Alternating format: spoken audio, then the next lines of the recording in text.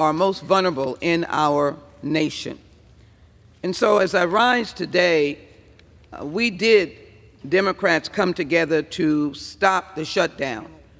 And I said earlier there was applause across my district.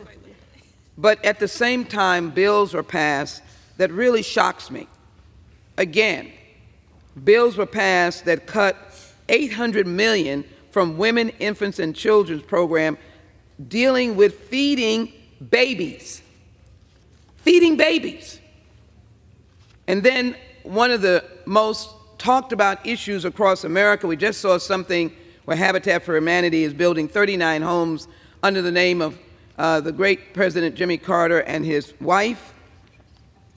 And here we are cutting $1 billion to $500 million from the Home Investment Partnerships Program that directly deals with the funding that is necessary.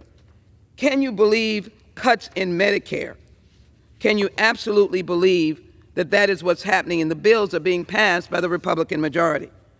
Now, I thought they were concerned about Homeland Security. I served on this committee since 9/11, but border management funding has been severely cut.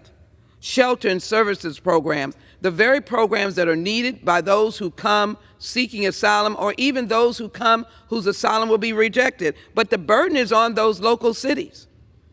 And the USCIS, Transportation Security Administration, all receiving cuts. And then, of course, we are dealing with this particular legislation, Ledge and Energy and Commerce.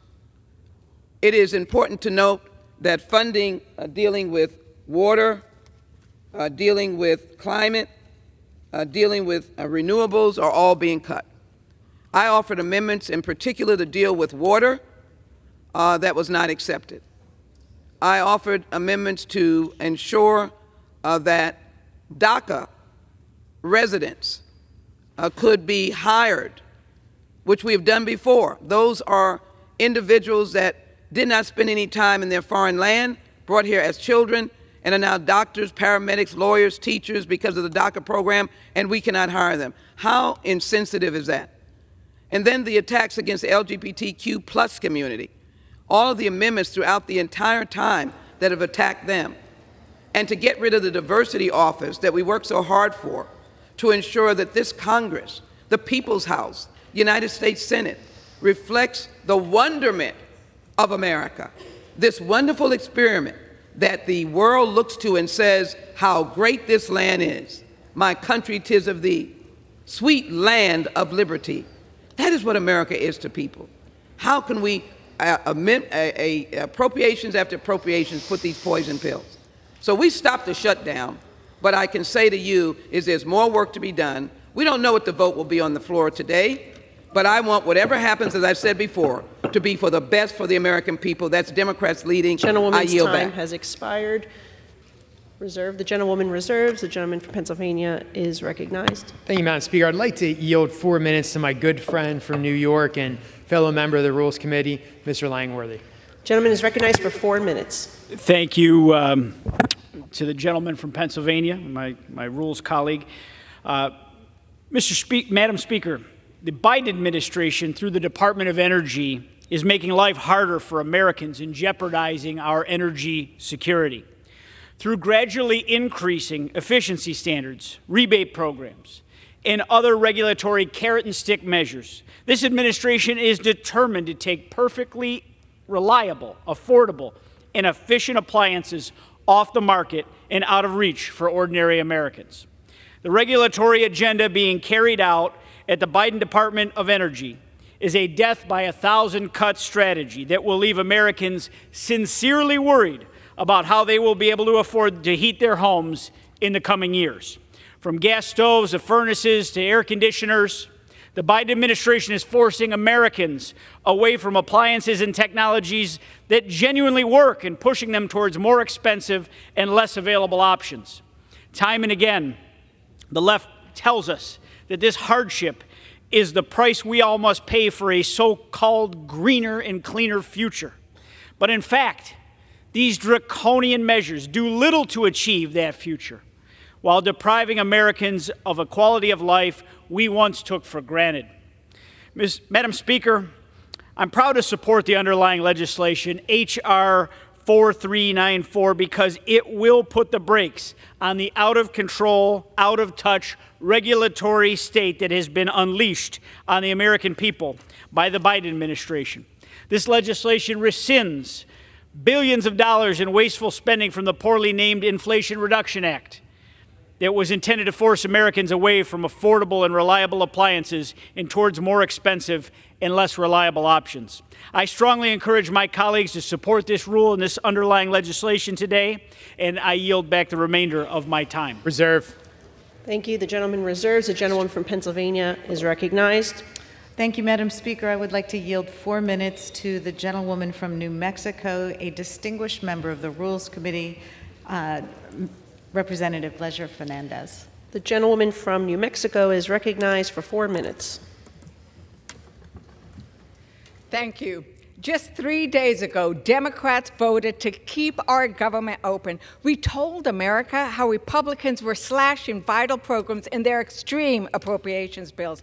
We voted down the Republican plan to drastically cut programs that keep our babies, children, and their mothers from going hungry, cut public school funding, cut agricultural investments, and cut support for small businesses. That's what the Republicans wanted to do, but the American people heard our warnings, and their voices rang through Congress, and finally, we had a clean continuing resolution without those cuts on the House floor. With support from the American people, Democrats led the way in keeping our government open. It is a continuation of our work from last Congress, where Democrats passed laws to make investments in our future energy independence and in our vision for rural development that's been lacking for decades.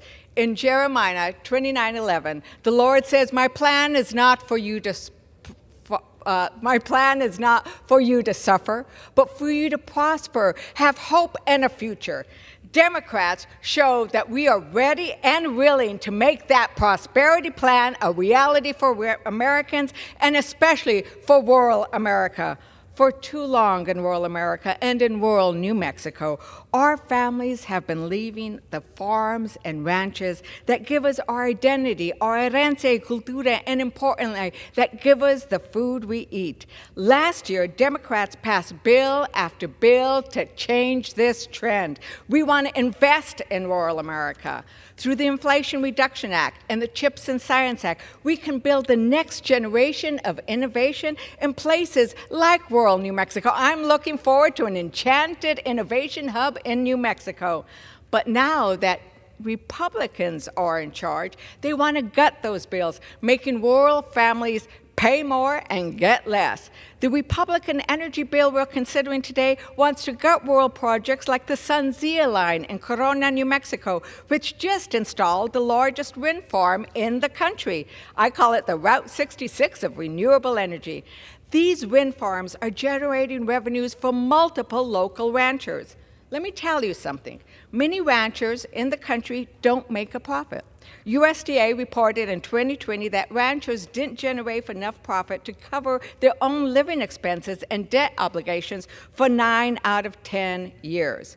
The Democrat Prosperity Plan changes that equation and allows ranchers to earn revenue from clean energy and from food production. What's more, a wind farm in a rural county like Lincoln, New Mexico, will provide $1.3 billion in taxes in 30 years. Lincoln County has never seen such revenue before and can use it to invest in rural health care and behavioral health. But rather than build on the transformational investments that Democrats made to support our rural communities, what are the Republicans doing? Gutting our progress. They want to look backwards. Indeed, all the appropriation bills that the Republicans are putting forth hurt American competitiveness, they hurt rural areas, and they hurt families who need to save money.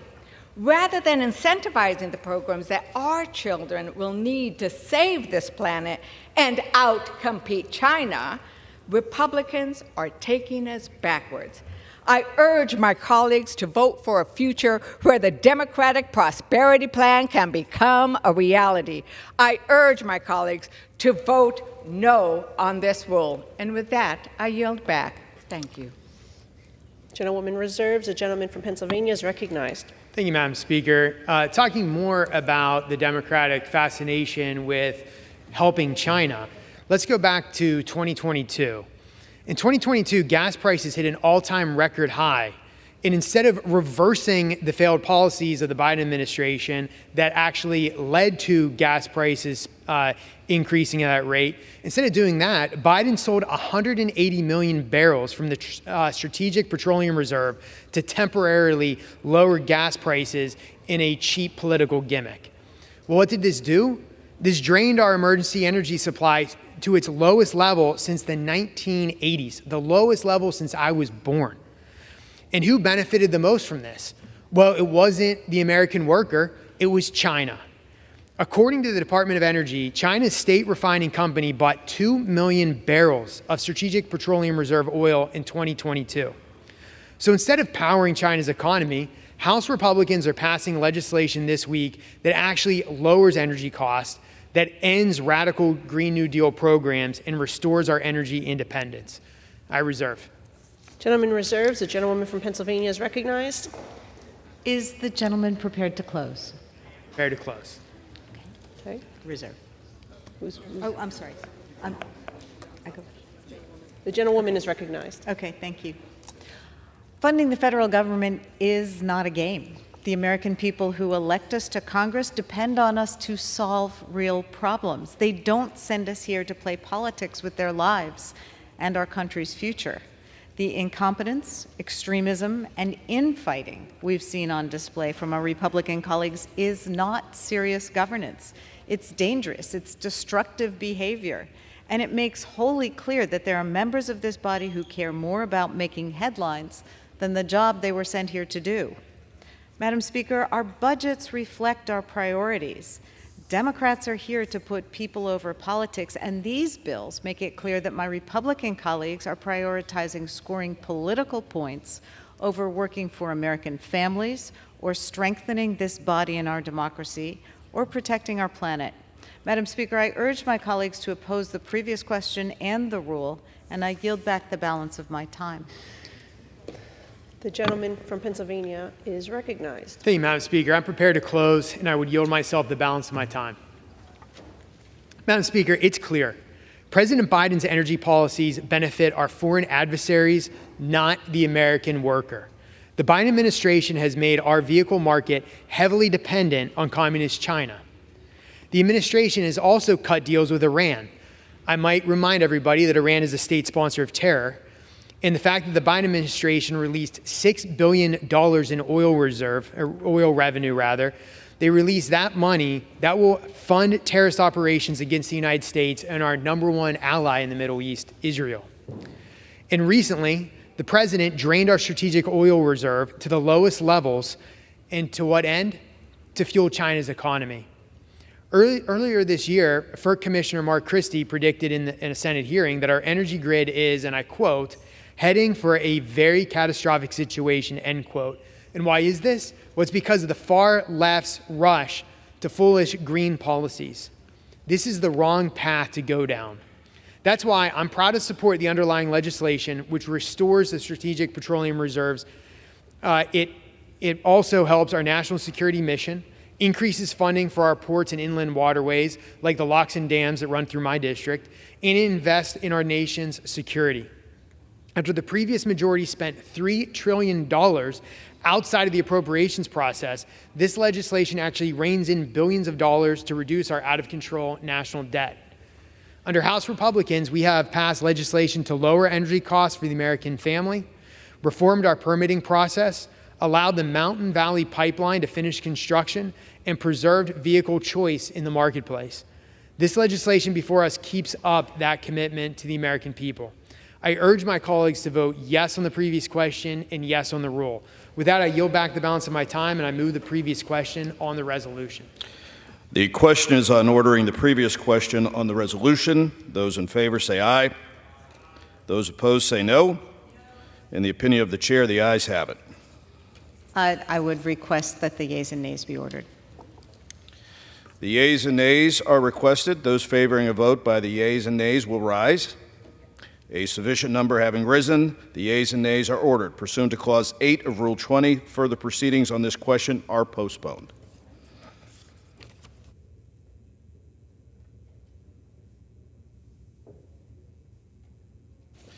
Pursuant to Clause 12A of Rule 1, the chair declares the House in recess subject to the call of the chair.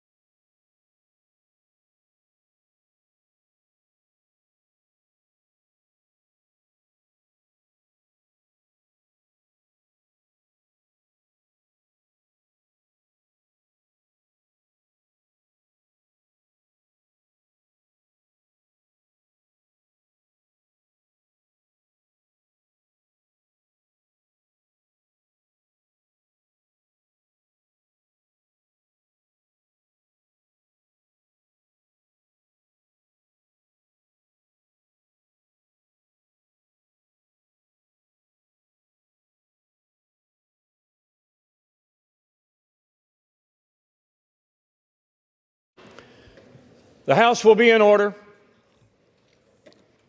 Proceedings will resume on questions previously postponed. Votes will be taken in the following order. Ordering the previous question on House Resolution 756 and adoption of House Resolution 756 if ordered. The first electronic vote will be conducted as a 15-minute vote. Pursuant to Clause 9 of Rule 20, the remaining electronic vote will be conducted as a 5-minute vote. Pursuant to Clause 8 of Rule 20, the unfinished business is the question on ordering the previous question on House Resolution 756, on which the yeas and nays were ordered. The clerk will report the title of the resolution. House Calendar Number 45, House Resolution 756, Resolution providing for consideration of the bill, H.R. 4394, making appropriations for energy and water development and related agencies for the fiscal year ending September 30th, 2024, and for other purposes, and providing for consideration of the bill, H.R. 4364, making appropriations for the legislative branch for the fiscal year ending September 30th, 2024, and for other purposes. The question is on ordering the previous question. Members will record their votes by electronic device. I remind my fellow colleagues, this is a 15-minute vote.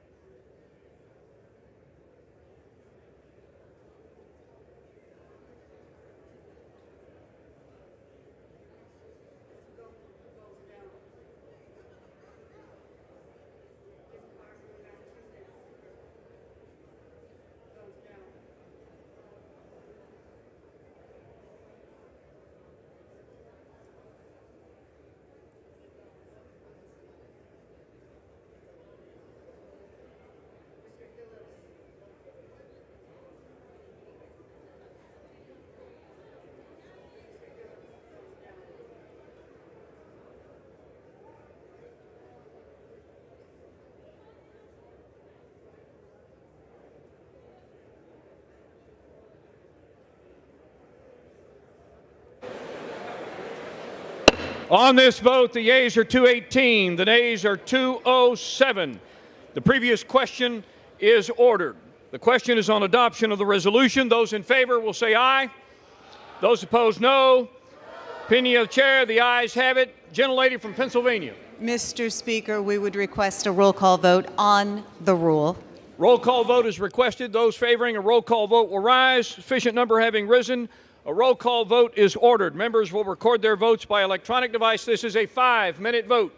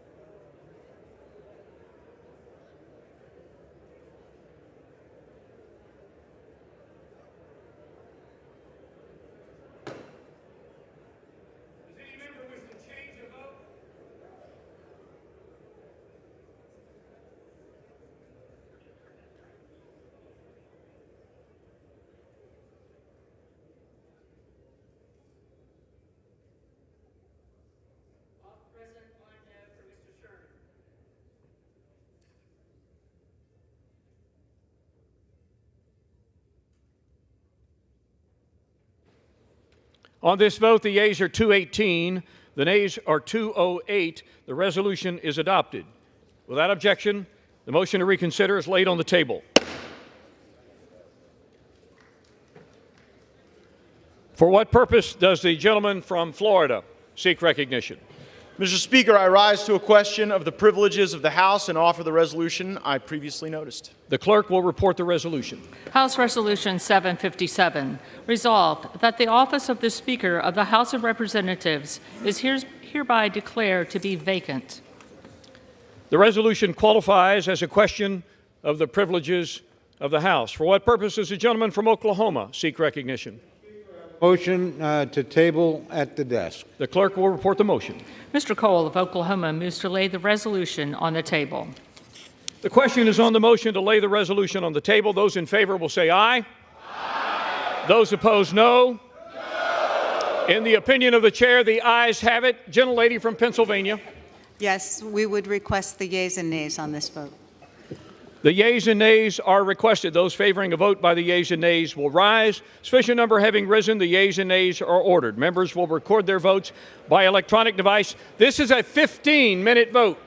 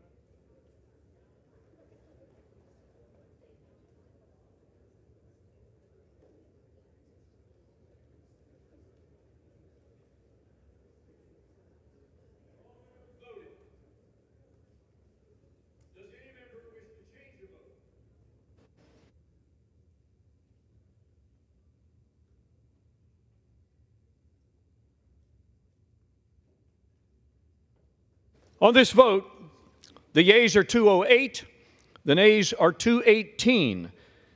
The motion is not adopted.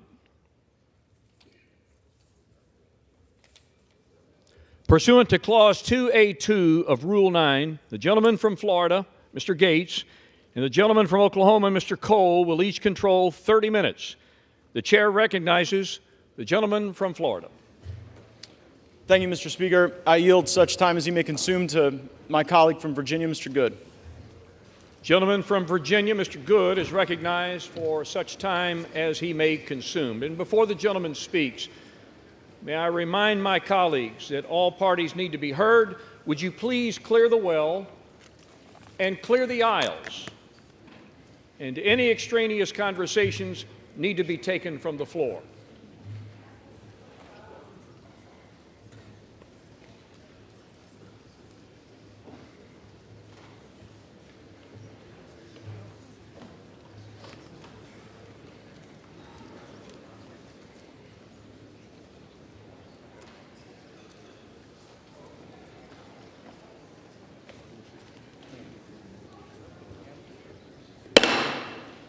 Gentleman from Virginia is recognized.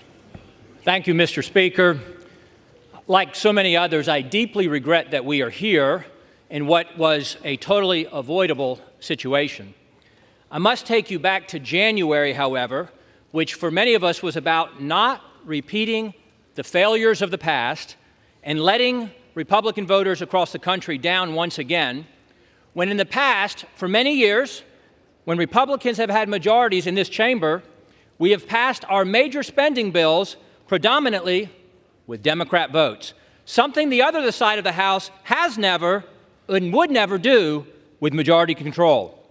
Back in January, I expressed my concern that the previous 2 years, during my first term here in this House, we had not used every tool at our disposal to fight against the harmful, radical Democrat agenda that is destroying the country, bankrupting the country, and under which the American people are suffering. But most in here wouldn't know that I helped persuade my 5 colleagues who comprised the remaining resistance in the wee morning hours of January 7 to switch our votes to present to let Mr. McCarthy become Speaker. And I went to him on this very floor to tell him that he was finally going to become Speaker on the next vote.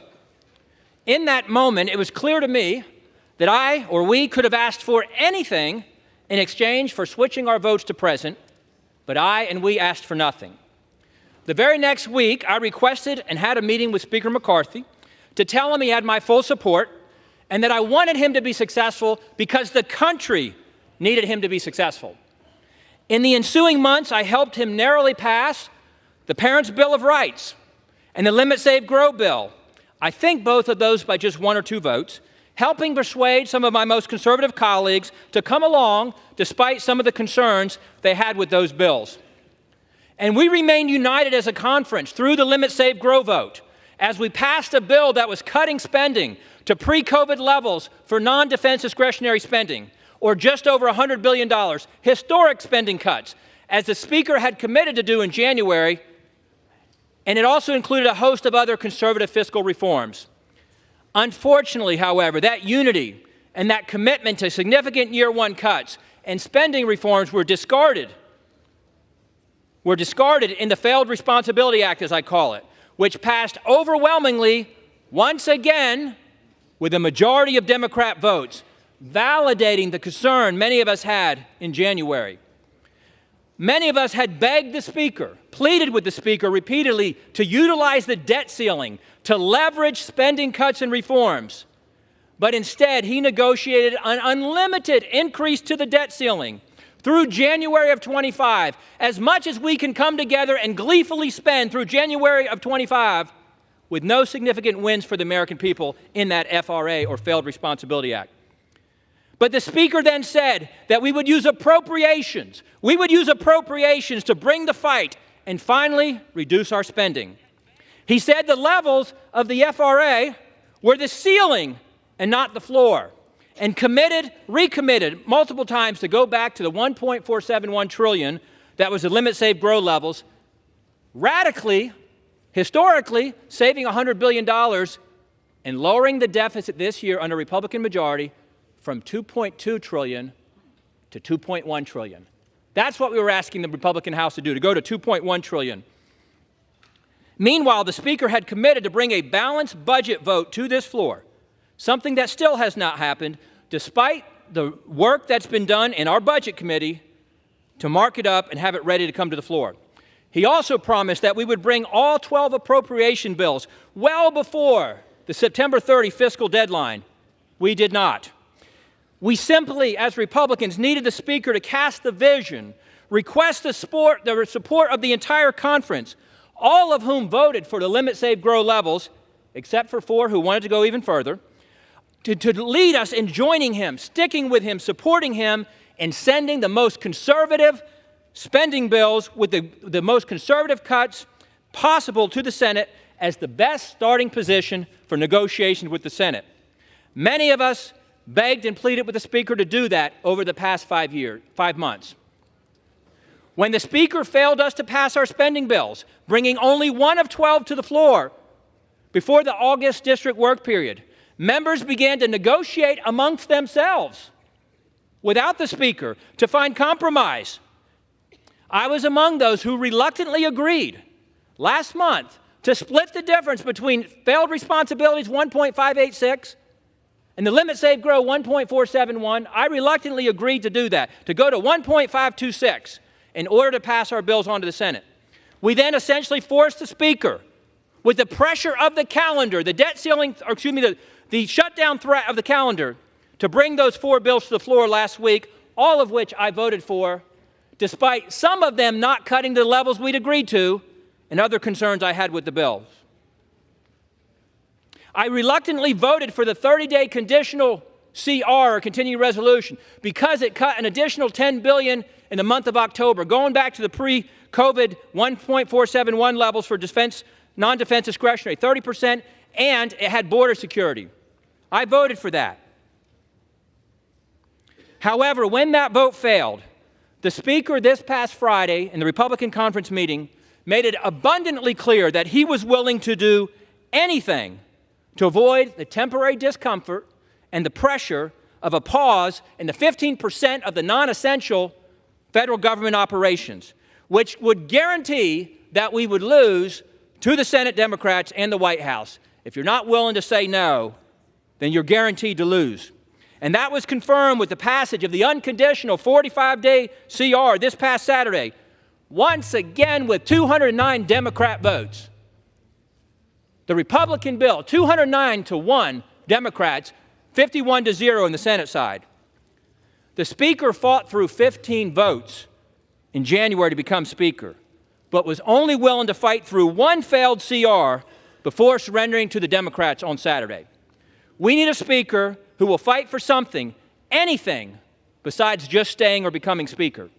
If there was ever a time to fight, with $33 trillion in national debt, a $2 trillion deficit this year, 40-year high inflation, 20-year high interest rates, a downgraded credit rating, and for the first time in modern history, the polls showing, despite all the help of the media blaming Republicans in the House, the polls showed that the public was blaming Biden and the Democrats for an imminent shutdown.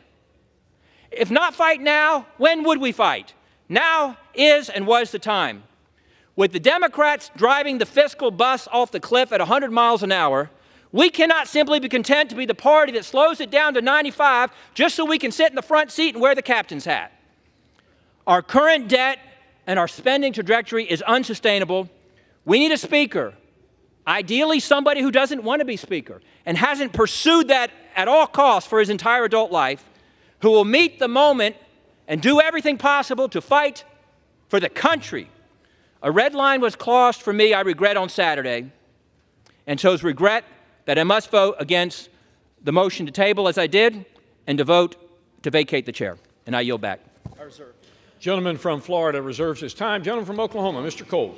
Thank you very much, Mr. Speaker. I share one thing in common with my friend from Virginia. This is a very sad day, and certainly a day I never expected to have to live through.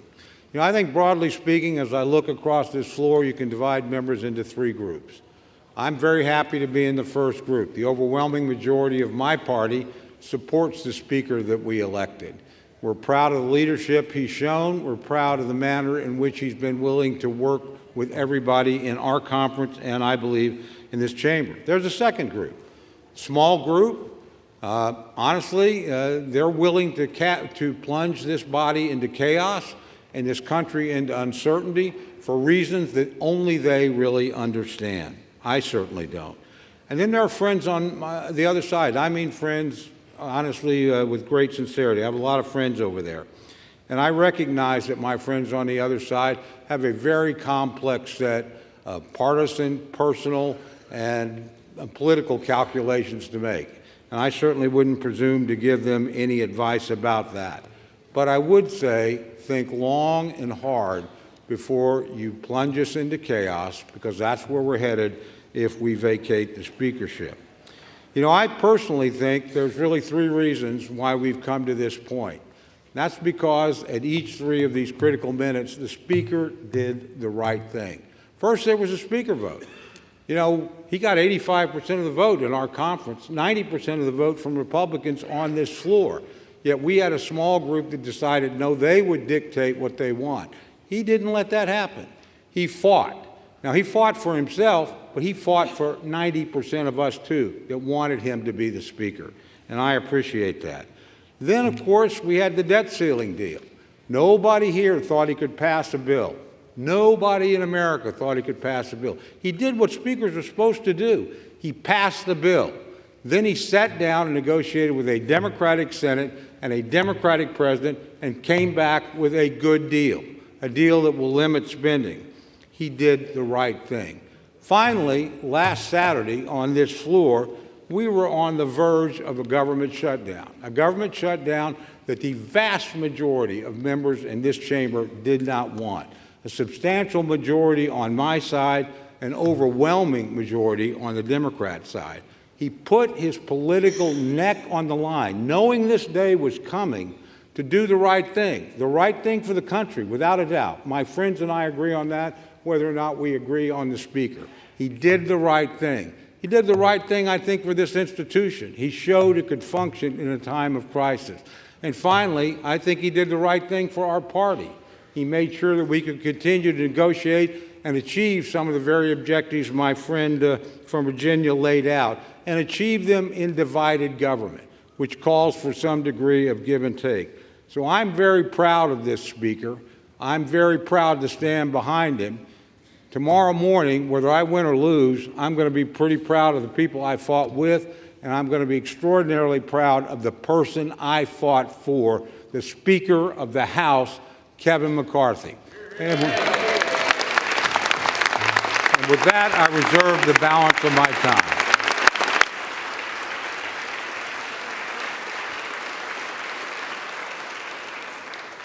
Gentleman from Oklahoma's time is reserved. Gentleman from Florida.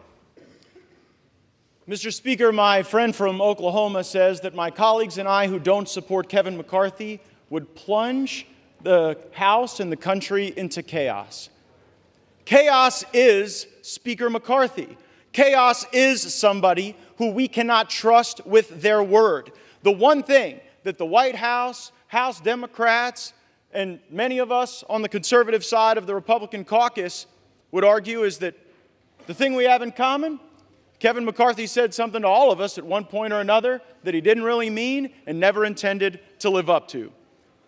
I don't think voting against Kevin McCarthy is chaos. I think $33 trillion in debt is chaos. I think that facing a $2.2 trillion annual deficit is chaos. I think that not passing single subject spending bills is chaos. I think the fact that we have been governed in this country since the mid-90s by continuing resolution and omnibus is chaos. And the way to liberate ourselves from that is a series of reforms to this body that I would hope would outlast Speaker McCarthy's time here, would outlast my time here, and would outlast either of our majorities. Reforms that I have heard some of the most conservative members of this body fight for, and some of the reforms that we've been battling for that I've even heard those in the Democrat caucus say would be worthy and helpful to the House, like open amendments, like understanding what the budget is. We have been out of compliance with budget laws for most of my life, most of many of your lives. And by the way, if we did those things, if we had single subject bills, if we had an understanding on the top line, if we had open amendments, if we had trust and honesty and understanding, there would be times when my conservative colleagues and I would lose, might be a few times when we'd win. There'd be times that we would form partnerships that might otherwise not be really predictable in the American body politic, but the American people would see us legislating.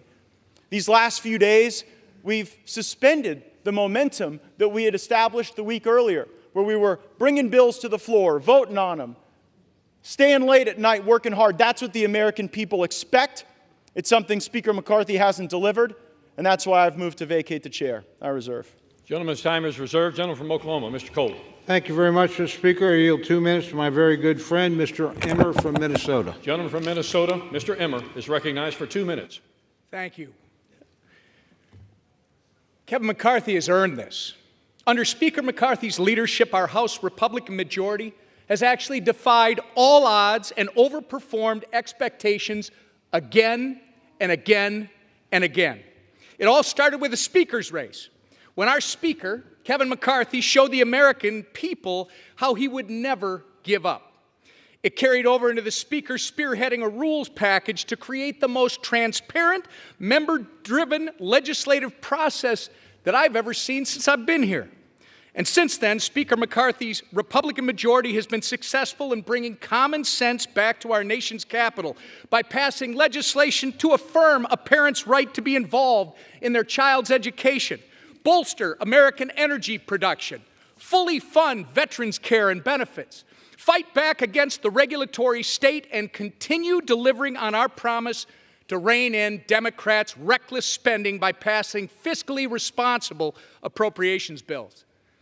We've also achieved historic conservative wins, like passing the strongest border security legislation in history, passing the first Republican-only NDAA in history, and passing the first Republican-only state and foreign operations appropriations bill.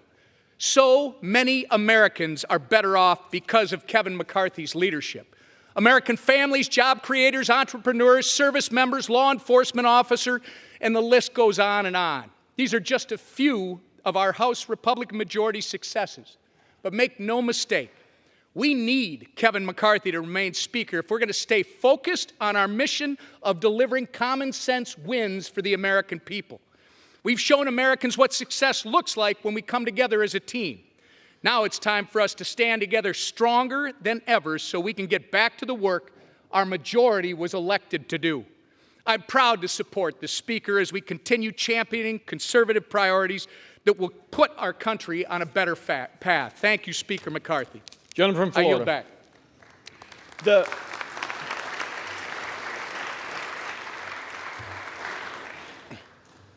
The opening line of my colleague's speech was that Speaker McCarthy always overperforms expectations, but after tweeting "Bring it," and after engaging in profane-laced tirades at House conference, he just lost a motion to table. So I wouldn't necessarily consider that overperforming expectations. And time and again, I've heard my colleagues say that, well, he deserves it because he went through a tough speaker contest. Let me let everyone know, he prevailed in that speaker contest because he made an agreement to fulfill certain commitments to make this an open and honest process, and he has failed to meet those commitments, and that's why we are here. I reserve. Gentleman reserves his time. Gentleman from Oklahoma, Mr. Cole. Thank you very much, Mr. Speaker. I yield 3 minutes to my very good friend, Mr. Jordan of Ohio. Gentleman from Ohio is recognized for 3 minutes. I thank the gentleman for yielding. On January 3rd, we said the 118th Congress is about 3 things. Pass the bills that need passed, do the oversight work that needs to be done, and stop the inevitable omnibus that comes from the United States Senate right before the holidays. Kevin McCarthy has been rock solid on all 3. We have passed the bills we told the American people we would pass. 87,000 IRS agents, that bill passed. Parents' Bill of Rights, that bill passed. Energy legislation passed. Border security, immigration enforcement legislation, the strongest bill ever to pass the Congress, passed earlier this year. We have done what we told them we were going to do. We can't help it the Senate won't take up those good common sense bills. They'll have to answer to the American people come Election Day. Oversight. We have done the oversight that we're supposed to do. Because of our oversight, we know that parents were targeted by the Department of Justice. Because of our oversight, we know that 51 former Intel officials misled the country weeks before the most important election we have. And because of our oversight, the Disinformation Governance Board at the Department of Homeland Security is gone.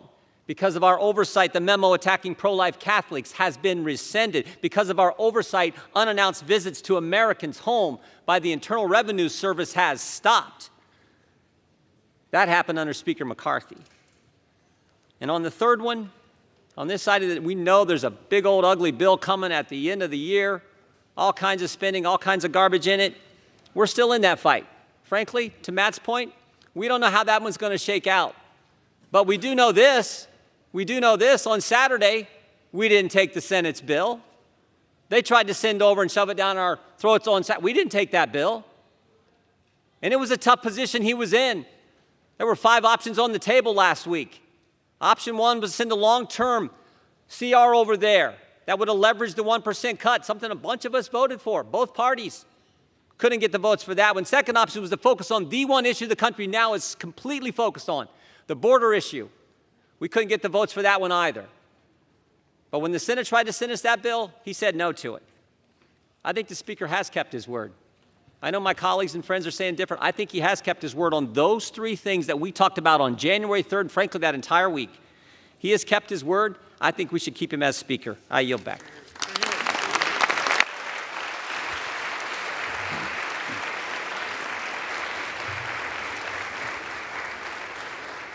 Gentleman from Florida is recognized. Yeah, the problem with my friend from Ohio's argument is that many of the bills he referenced as having passed are not law. We are on a fast track to an omnibus bill, and it is difficult to champion oversight when House Republicans haven't even sent a subpoena to Hunter Biden. So it's hard to make the argument that oversight is the reason to continue when it sort of looks like failure theater. I yield such time as he may consume to my colleague from Arizona, Mr. Bates.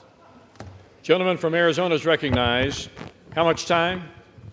What he consumes. So much as he may consume. Thank you, Mr. Speaker. This is a serious time.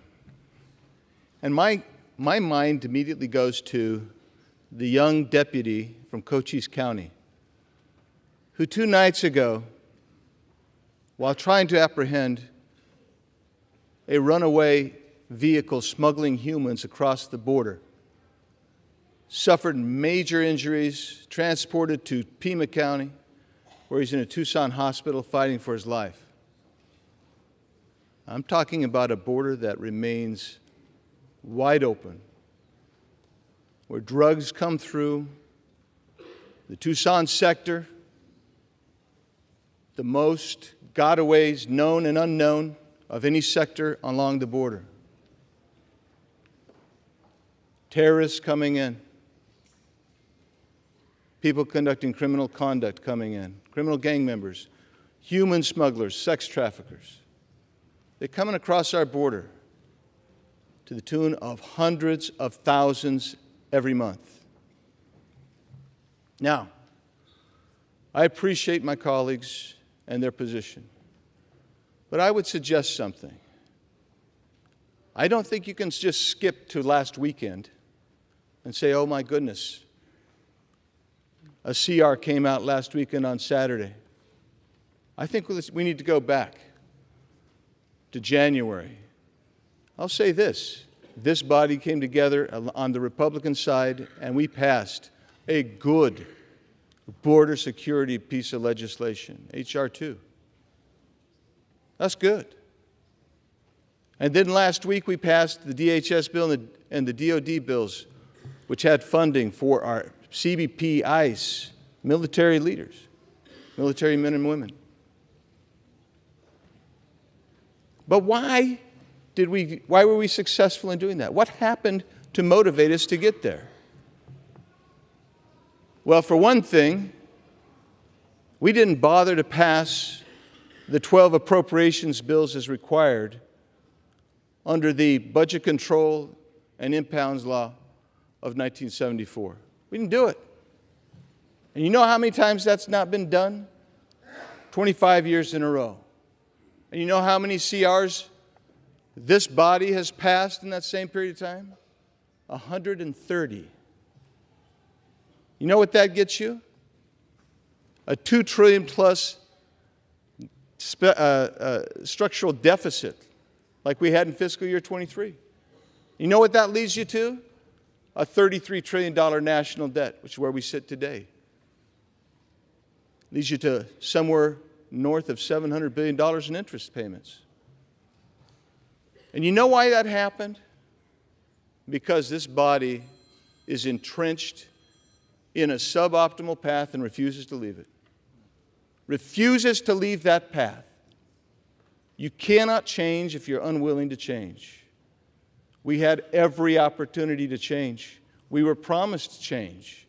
We were promised we were going to go ahead and we were going to get those 12 bills done. And if we got those 12 bills done, do you know why you do 12 bills? Because it allows you to reduce spending, get rid of wasteful, duplicative programs. It allows you to set an agenda to restore fiscal sanity. We chose to not do it again. We were promised we'd do it. That's why at the end, some people said, we'll vote present. We'll go ahead. We're going to put our trust in Mr. McCarthy to become the Speaker. That didn't happen. I suspected that would be the case. That was my struggle. That was my struggle last November and December. I iterated it to this body, our conference anyway.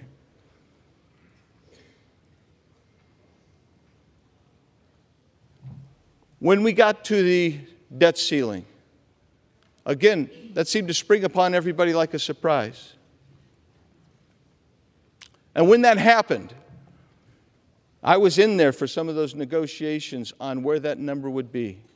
And I was astonished how that $1.5 trillion number was negotiated. Unbelievable. Unbelievable. But I will tell you this. To his credit, the Speaker told us one thing that I believe to be true. He said that that's basically the ante in a poker game. He can sit down at the table. And I told my colleagues who supported that $1.5 trillion in 8 months, that you're willing to raise the debt ceiling, that's the opening marker. And indeed it was. And now projections are many $trillion above that. Yes, I think it's time to make a change. I'm not the only one. And thus it's somber. Thus it is somber. But what have we failed to accomplish? Why didn't we get this stuff done? When we're campaigning, we're talking about an extension of the debt ceiling to January of 2025. We're talking about additional Ukraine funding. Is that going to be, maybe that's good in your districts. Maybe it's not.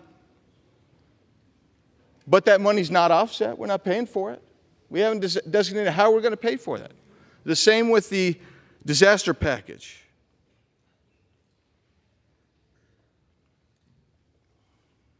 The IRS remains 80% increased. And I would tell you, I could go down the list, but I will just tell you why this happens. When you don't do your 12 budget bills, and you rely ultimately on a CR, and I'll get to the calendar in a second, what happens is you cannot leverage this administration to actually enforce the border laws that you need to have enforced. This is a lawless Biden regime. They will not enforce border laws. And we can pass them till we're blue in the face. But until you leverage the budget and the spending, you will not see enforcement by this administration. So now take a look at the calendar that we were just provided last week. We're supposed to finish by November 3rd our 12 bills. By November 17th, that's when we're supposed to see that the conference committees have come together, both sides, and we've resolved this. I don't believe that that's going to happen. It wasn't going to happen before. You were betting on the come again. At some point, I'd urge you to stop betting on the come and bet on the reality. That's why I can't support the Speaker any longer, and I'll be voting for the motion to vacate. Yield back. Reserve. Gentleman yields back his time. Gentleman from Florida. Reserves. Reserves. Members are advised to direct your comments to the chair, please. Gentleman from Oklahoma. Thank you, Mr. Speaker. Mr. Speaker, I yield 2 minutes to my very good friend from Arkansas, Mr. Westerman. Gentleman from Arkansas, Mr. Westerman, is recognized for 2 minutes. Selah, S-E-L-A-H, Selah.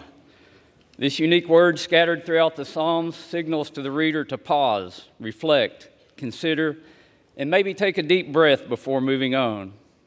Psalmists use Selah to emphasize the significance of a statement.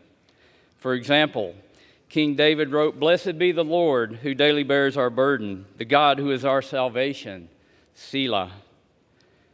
That is a profound statement with huge implications. It deserves more than a cursory consideration. Within the next hour, this House will vote yea or nay to vacate the Speaker's chair, a profound action with huge implications. This was last tried in 1910. Joseph Cannon won the vote. 113 years later, my office is in the Cannon Office Building, and Uncle Joe Cannon's statue sits just outside this chamber. No living human has taken the vote we're about to take. It deserves that we pause, we reflect, that we consider deeply the ramification of our actions. To my fellow Republicans who would consider voting yes to removing our Republican Speaker, please pause and ask yourself 2 questions. Will your yes vote make America stronger? Will your yes vote strengthen conservative policies? If you believe yes is the right vote, please stand before this body and the American people and articulate your plan, not your grievances or your wishes, your plan. Convince the mass majority of the Republican conference that strongly disagrees with you to follow you. If you cannot do that, which you have failed to do so far, then voting yes is at the least a disruptive overreaction. In reality, it's selfish, bad for conservative policies, and bad for America. That's why I strongly support Speaker Kevin McCarthy, and why, without hesitation or reservation, I will vote no on this disastrous resolution. I yield back.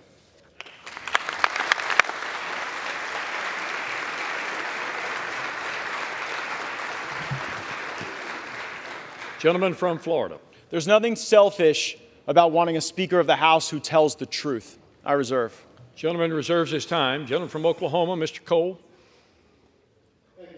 Mr. Speaker, I yield 2 minutes to my very good friend from Kentucky and fellow member of the Rules Committee, Mr. Massey. The gentleman from Kentucky, Mr. Massey, is recognized for 2 minutes. Mr. Speaker, as the only still serving co-author and co-sponsor of the motion to vacate Speaker Boehner, I can tell you this motion to vacate is a terrible idea.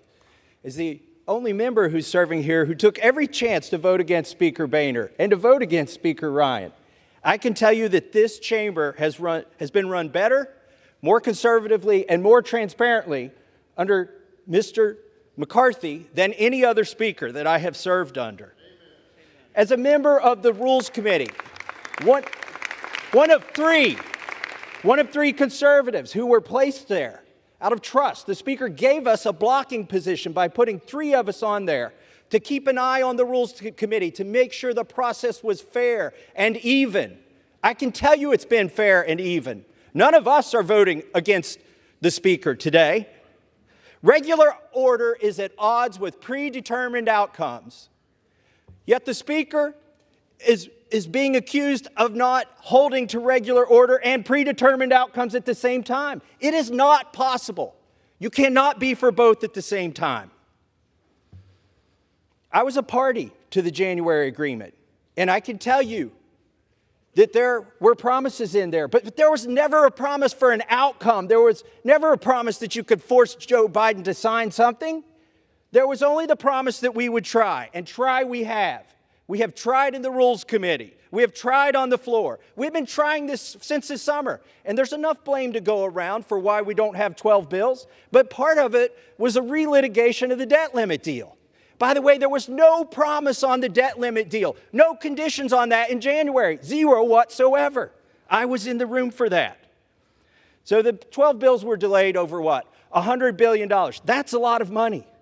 But it's nothing compared to the $2 trillion that I came here to object to when Speaker Pelosi and President Trump pushed that bill through. We've had over 500 amendments. Listen, this is a referendum on this institution. We have tried regular order. Speaker McCarthy has tried regular order. If regular order fails today, if you vacate the Speaker, nobody is going to try it again. Gentleman's time has expired. This institution will fail. Please do not vacate the Speaker.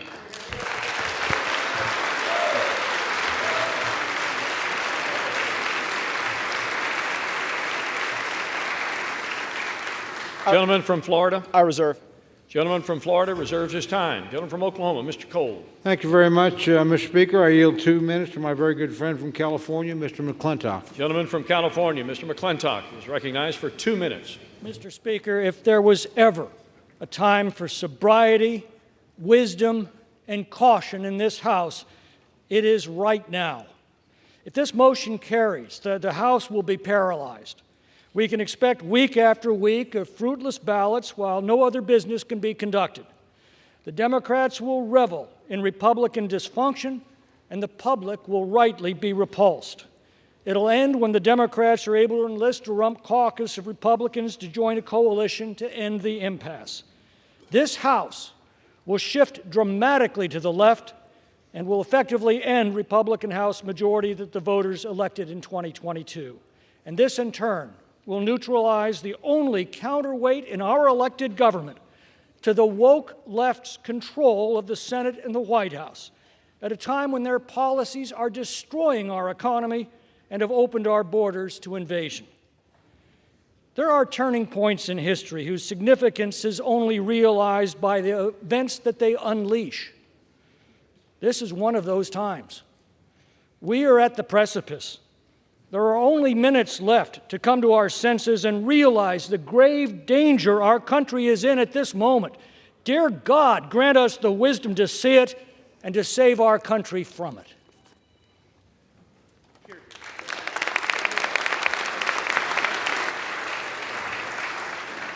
Gentleman from Florida.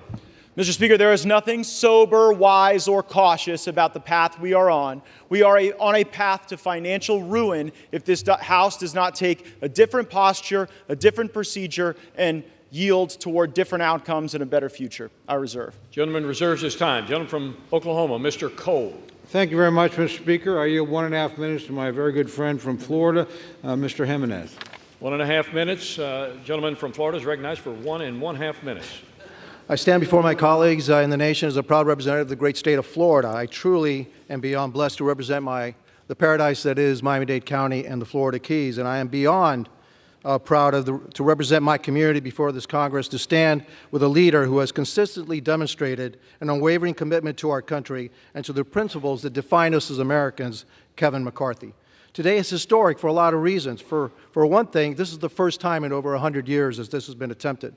But it's also because we're part of a Congress with historically tight majorities for the Republicans in the House and the Democrats in the Senate, and we have a Democratic White House. Divided government, that's what we have.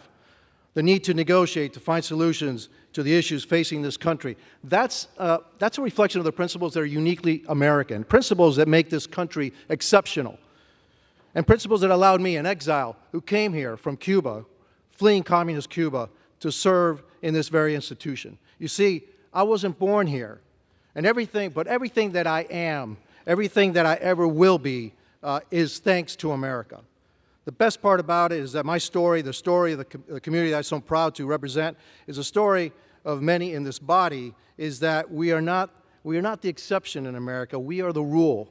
That's the America that Kevin McCarthy has fought for his entire career. Kevin McCarthy is a champion for the American dream, and he's proved it as our Speaker. Thomas Jefferson once said, "I predict future happiness for Americans if they can prevent the government from wasting the labors of the people under the guise of taking care of them." McCarthy. Gentleman's time has expired.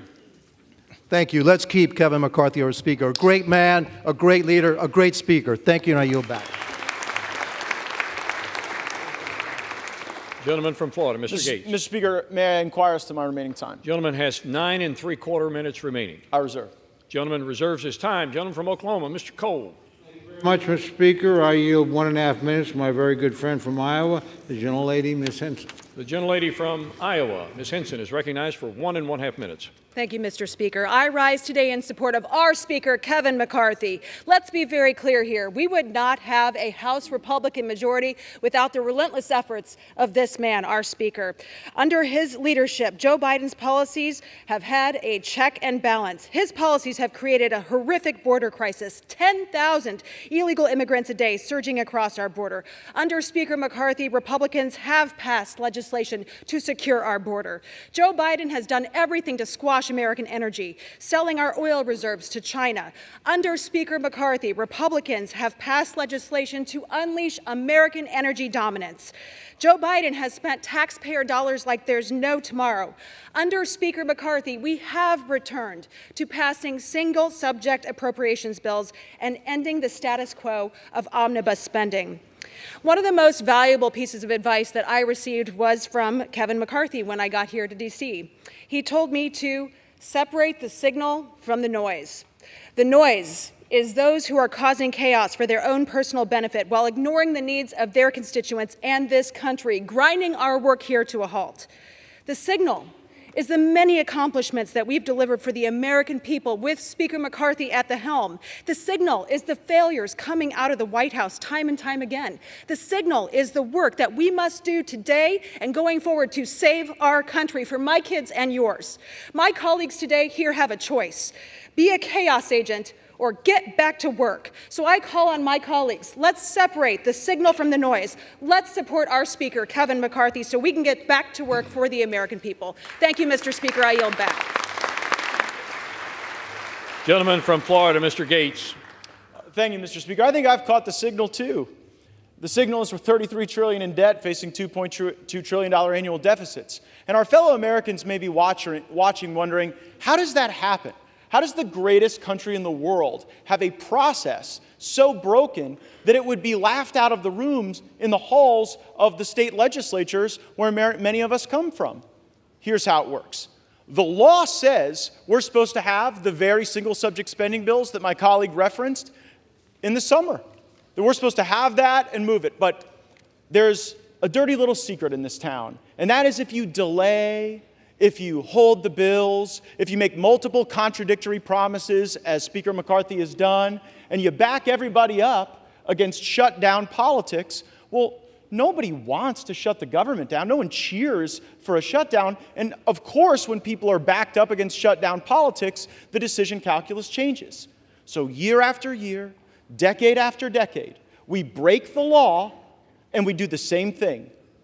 We pass a continuing resolution, then we pass another continuing resolution, and then it's either another continuing resolution or an omnibus bill or a series of minibuses that lump these disparate things together. The American people want all of us to take votes on single subject matters. They don't want to see these things all mushed together and log-rolled. And it was concerning to me to hear of news of a secret deal on Ukraine funding that would have log-rolled more money with Ukraine with our southern border. Now, how offensive is that to our Customs and Border Patrol, to our ICE, to the people that are suffering as a consequence of our border, that some of my colleagues are only willing to stand up and fight for our border if they could send billions to Ukraine to fund their border too? Well, I've had enough of that, and that's why I brought this motion to vacate. I reserve. Gentleman's time is reserved. Gentleman from Oklahoma, Mr. Cole. Thank you very much, Mr. Speaker. I yield 1 minute to our distinguished Majority Leader, my good friend from Louisiana, Mr. Scalise. Gentleman from Louisiana, the Majority Leader, Mr. Scalise, is recognized for 1 minute. Thank you, Mr. Speaker. Thank my friend from Oklahoma for yielding. And when we go back to January, as many people have, we knew that it was going to be a narrow majority. We also knew that it wasn't going to be easy. How many of us came here because we thought this job was going to be easy? How many of us thought the task ahead of us to address the problems of this country was going to be easy? One thing we did know is that if we were going to finally start confronting problems that had been ignored for years and years and years, we had to change the way that this place worked. And one thing Speaker McCarthy embraced from day one is to start making those kind of changes to this institution, opening up the process, allowing members to be more engaged, having amendments come to the floor, single subject bills, doing appropriations bills. Yes, making that happen overnight is not something that happens automatically, but it started to happen, and we are now seeing the fruits of it. Just last week, we had 4 different appropriations bills on this House floor, 4 different ones. Now, those bills took weeks and weeks to finally get to the floor, going through an open committee process, hundreds of amendments, each one of them, where Republicans, Democrats could bring their ideas. And we debated those bills on the floor, some until after midnight, where members could actually participate in the process. This has been a broken process for a long time. But it's a process where if we're going to confront the problems that families are facing, because right now we need to resolve our differences inside this House chamber before we can then go and fight for those families who are struggling. But every single day across America, families are struggling with real problems that we're going to have to get back to solving. And those problems are real for them. It's inflation, it's the economy, it's high energy costs. It's an open southern border that doesn't just affect the border states. It's affecting every state, Republican districts, Democrat districts. Everybody knows it. And it can be ignored by the White House, but this House is the only body that started to take action. When we, with H.R. 2, and then with the border bill last week, and with the action we took last week, over 70% of government funding passed out of the House. However everybody voted, Republican or Democrat, this House passed funding for over 70% of the federal government's operation, and it's sitting over in the Senate where they've passed 0. And we're going to beat up each other and talk about our internal processes, and we need to get our internal processes working better. But you know what? So does that other body over there, and so does the White House. Everybody in this town needs to be engaged in addressing these problems. But if we don't start here, and if we don't focus these next 45 days, because that's what we've got in front of us. We've got 2 bills this week. We've got 2 more appropriations bills next week. And if we're going to be confronting those, we've got to stay focused on our mission. What the other side does, let's continue to put pressure on them. But we also need to put pressure on ourselves to do our job. And Speaker McCarthy's been leading at the top of the level to make sure that we have the tools to do our jobs in a different way than the House has done it before. This House is going to have to continue to make those changes. But the American people sent us here to confront those problems. We're finally starting to. This isn't the time to slow that process down. We need to keep doing our work. We need to keep fighting for those families who are struggling. But so does the Senate, and so does the White House as well. Let's keep doing this work that we were sent here to do. I yield back.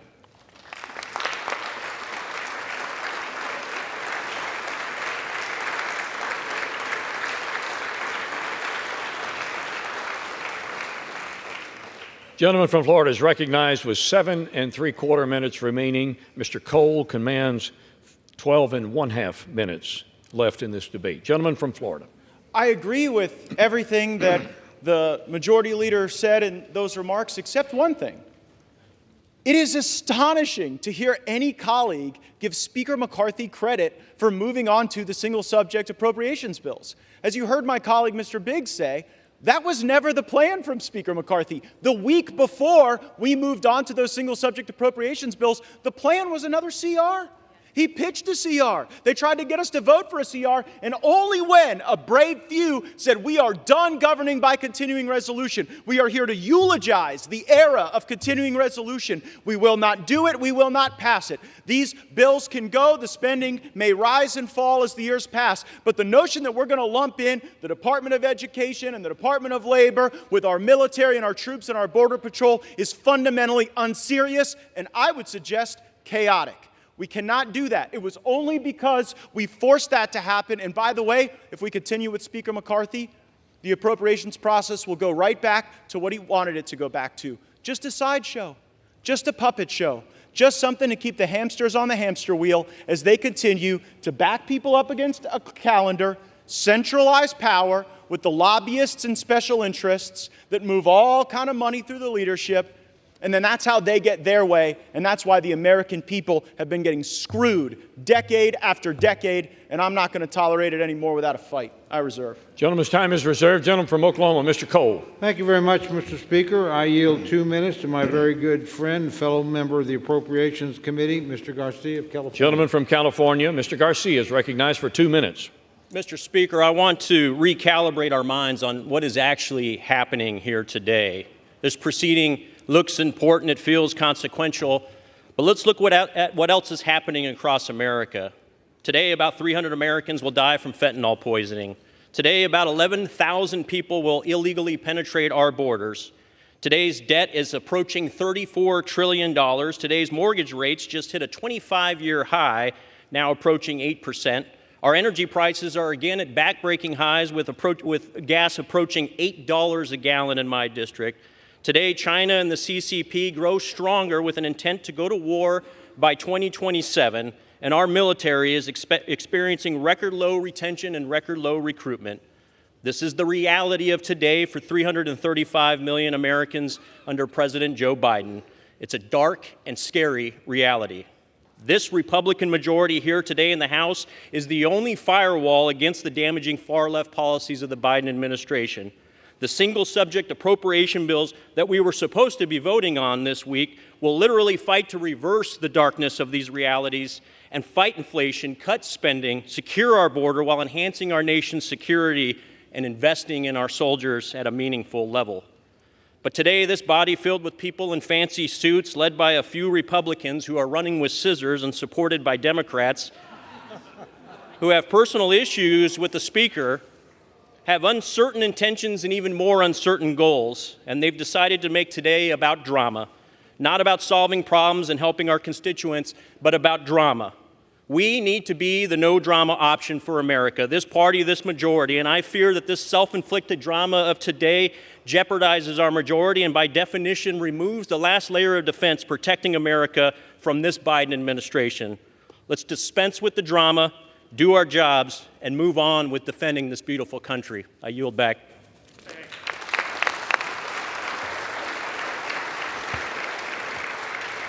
Gentleman from Florida. Yeah, I'm here to solve problems too, but we have decade after decade of history showing us that you don't solve any problems with continuing resolutions and omnibus bills. That creates more problems, more debt, more inflation, more pain for American families. So the way to solve problems is to break the fever dream of governing by continuing resolution and omnibus bill and instead return to the very single subject spending bills that we will only get if my resolution passes to vacate Speaker McCarthy.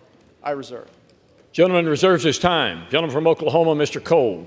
Thank you very much, Mr. Speaker. I yield 2 minutes to my very good friend from North Carolina, Mr. McHenry. Gentleman from North Carolina, Mr. McHenry, is recognized for 2 minutes. Thank you, Mr. Speaker. Every step of the way, Speaker McCarthy has been doubted. After the first Speaker vote, he was mocked, right? And after 15, they called him Speaker. And even then, it was the media and the left that mocked him. With the narrowest Republican majority in a generation, what did we achieve? We brought the president to the table when he stubbornly said for 100 days they would not negotiate on the debt ceiling. I took him at his word. The Speaker said, no, we'll get him to the table. And sure enough, we did. The result? The most conservative spending package we've seen in generations, the largest spending cuts year over year that any Congress has passed. Conservative outcomes.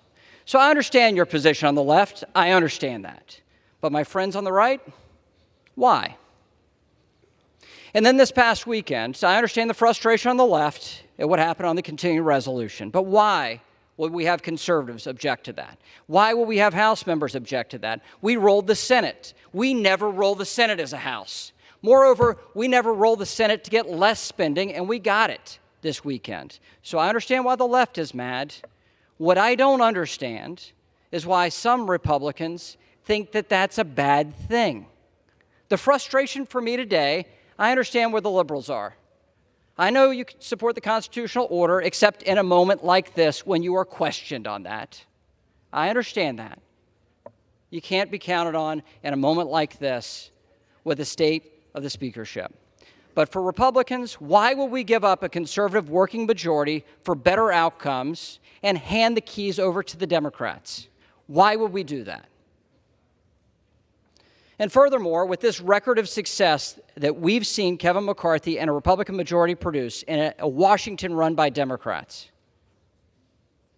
we're going to throw that away, resulting in more liberal outcomes, not more conservative ones. So I understand why the left is where you are today. You don't like an effective conservative majority, and I don't blame you. But on the right, gentleman's time has expired. Gentleman from Florida. It is lovely to hear from the principal architect of Mr. McCarthy's debt limit deal, but here's the reality. The only Republicans in America who believe that the debt limit deal was conservative are in this chamber right now. Because all over America, Republicans think that when you negotiated that debt limit deal, they took your lunch money. I reserve. Gentleman reserves his time. Gentleman from Oklahoma, Mr. Cole. Thank you very much, Mr. Speaker. I yield 1.5 minutes to my very good friend from my home state, gentlelady Ms. Bice. Gentlelady from Oklahoma, Ms. Bice, is recognized for 1.5 minutes. Thank you, Mr. Speaker. I rise today in support of Speaker Kevin McCarthy. Under his leadership and a very small 5-seat majority, House Republicans have achieved, contrary to popular belief, numerous victories. We passed the Parents' Bill of Rights, the Lower Energy Costs Act to lower the cost of gasoline and restore American energy independence, the Fiscal Responsibility Act, which was one of the largest enacted cuts with enforceable spending caps in American history, and H.R. 2, the most conservative southern border security bill in history. All of this while fully funding our military and our nation's veterans. Let me be abundantly clear. Attempting to remove Speaker McCarthy will put this House in a stalemate and paralyze our ability to fight for our constituents and instead create a fight amongst one another. We have 43 days to restore fiscal responsibility and advance conservative appropriations priorities, which is exactly what my colleagues have asked for. Instead, we are threatening any House proceedings. This is an unnecessary distraction. Working together under the leadership of Speaker McCarthy is of the utmost importance. I stand and strongly support Kevin McCarthy for Speaker of the House, and I encourage my Republican colleagues to do the same. Thank you, and I yield. Mr. Cole continues to reserve his time. He has 7 minutes remaining. Mr. Gaetz controls 5.5 in this 1-hour debate. The gentleman from Florida is recognized. I'll reserve. Gentleman reserves. Gentleman from Oklahoma, Mr. Cole. Thank you very much, Mr. Speaker. I yield 2 minutes to my very good friend and our distinguished conference leader, Ms. Stefanik of New York. The gentlelady from New York, Ms. Stefanik, is recognized for 2 minutes. Anyone and everyone who knows Kevin McCarthy, whether they are friend or foe, knows that Kevin McCarthy is a happy warrior. He is tireless. He has that uniquely American grit. Under Kevin's speakership that lasted 15 rounds of him never giving up, this Republican majority has exceeded all expectations. We reopened the People's House. We passed the strongest border security bill in our nation's history. We passed an energy plan to unleash American energy dominance. We passed defense bills to support our troops. Under Kevin's leadership, he's brought hundreds and hundreds of bipartisan members of Congress to Israel, our greatest ally. He elected the most diverse class of Republicans ever, with the largest number of Republican women ever in American history. This boy from Bakersfield, he cares deeply about his constituents, his country, and the American people. And that includes each and every one of his colleagues. He's been to our districts, Gentlelady will toasted at our suspend. weddings, celebrated the birth of our children, and has cheered us when we haven't believed in ourselves, which is why the Republicans strongly support Speaker McCarthy and are proud he is our Speaker. And I yield back. Gentlelady, it was not the intent to cut the gentlelady off, except that we have too much chatter going on in the House chamber. Every member deserves to be heard. So if you have private conversations you need to have, please take them from the floor.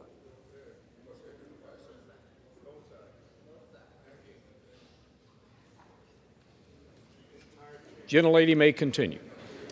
As I have said, the Speaker has been to our districts.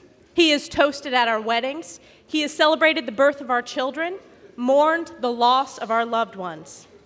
Now more than ever, the Republicans must unify. The stakes are too high. We need to save our country, which is why this conference is proud to strongly support Kevin McCarthy as Speaker of the House. I yield back. Gentleman from Florida. I would just say, if this House of Representatives has exceeded all expectations, then we definitely need higher expectations. And while it's heartwarming and kind that the Speaker calls people on their birthday and visits their district and congratulates them on their children, please know this isn't a critique of the individual, it's a critique of the job. The job hasn't been done. We've had multiple contradictory promises, and it's just quite something. For those of you keeping track at home, the last 3 speakers you've heard opposing my resolution all voted for the debt deal. So, if you believe that the debt limit deal that Speaker McCarthy brought into law was a good thing, maybe you agree with their perspective. I think the debt limit deal was a terrible deal, and that's one of the reasons. It really was the original sin of the McCarthy speakership, and it's one of the reasons I seek to vacate the chair now. I reserve. Gentleman, time is reserved. Gentleman from Oklahoma, Mr. Cole. Thank you very much, Mr. Speaker. I yield 2 minutes to my very good friend from the great state of Louisiana, Mr. Graves. Gentleman from Louisiana, Mr. Graves, is recognized for 2 minutes. Thank you, Mr. Speaker. I want to thank the gentleman from Oklahoma for yielding. Mr. Speaker, we've been here for 8 months with one of the tightest majorities in modern history. Yet look at the accomplishments of this majority, this conservative majority, with the majority of Republicans voting for the strongest border security in my lifetime, fighting against this incomprehensible energy policy that's driving up energy costs 40%, utility and gasoline payments, pushing Americans into energy poverty. We passed legislation to unleash America's energy resources, pushing back this administration's brainless policies on energy. We've passed legislation to pull back, to stop spending $4.8 trillion that I want to make note. My friends that are carrying this motion to vacate opposed. We've passed legislation to streamline regulations, permitting, environmental laws for the first time in 40 years. Again, my friends here opposed. We strengthened work requirements for welfare to get people back into the workforce. Again, my friends over here opposed. I keep wondering, what is going on? Are we redefining what conservative is? What's going on in this country today? What's going on in this body? Where you have Freedom Works, Heritage, Chip Roy, and Jim Jordan say something's conservative, and these folks say it's not, and they're right. And all of a sudden, my phone keeps sending text messages. Text messages saying, hey, give me money. Oh, look at that. Oh, look, give me money. I filed the motion to vacate. Using official actions to raise money. It's disgusting. It's what's disgusting about Washington. Mr. Speaker, we've watched as these folks right here that have brought up this motion to vacate have refused to pay our military service members, refused to pay them. I want to quote my delegation member, my senator from Louisiana, John Kennedy. If we're not going to pay our service members, if they're not going to be there to protect us, next time someone invades America, call a crackhead and let me know how that works out for you. Yield the gentleman another 30 seconds. Gentleman is recognized for an additional 30 seconds. Mr. Speaker, I've heard people talk about bad faith here. I've heard them make reference to this January agreement. My friends from Arizona, Virginia, and Florida. Let me be crystal clear. Not a single one of them were in the room. You know what? The Speaker didn't meet the targets of that January agreement. He exceeded them. The greatest savings in American history. The greatest savings in American history. Mr. Speaker, this isn't about fundraising. This is about our country. It's about our children and our grandchildren. We need to stand behind the slimmest 30 majority. seconds. We need to stand behind the greatest speaker in modern history that has delivered the best conservative wins for this country. I yield back.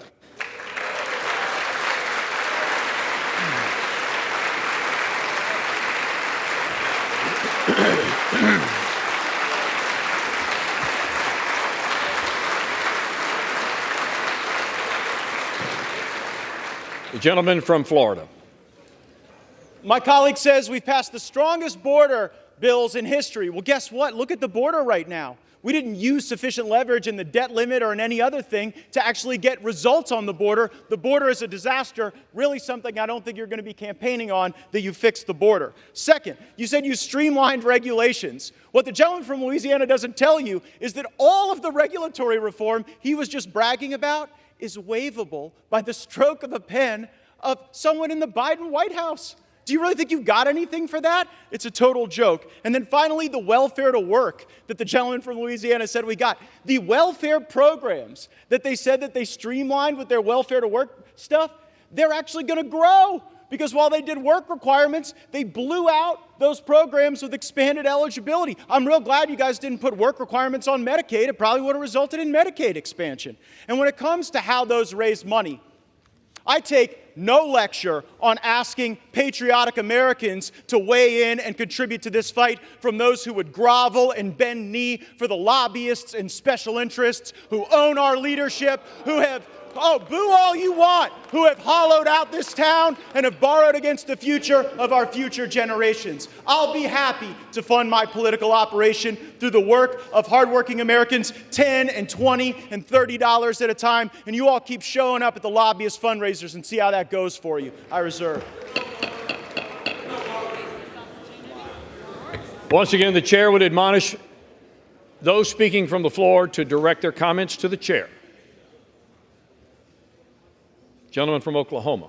Mr. Speaker, I would inquire as to how much time remains for each side. From Oklahoma controls 3 minutes. The gentleman from Florida has 3 minutes as well. I advise the gentleman from Florida I'm prepared to close if he is. Mr. Speaker, I yield the balance of my time to my great friend from North Dakota, Mr. Armstrong. Gentleman from North Dakota, Mr. Armstrong, is recognized with the remaining 3 minutes. Thank you, Mr. Speaker. Let's be clear why we're here. Because the incentive structure in this town is completely broken. We no longer value loyalty, integrity, competence, or collaboration.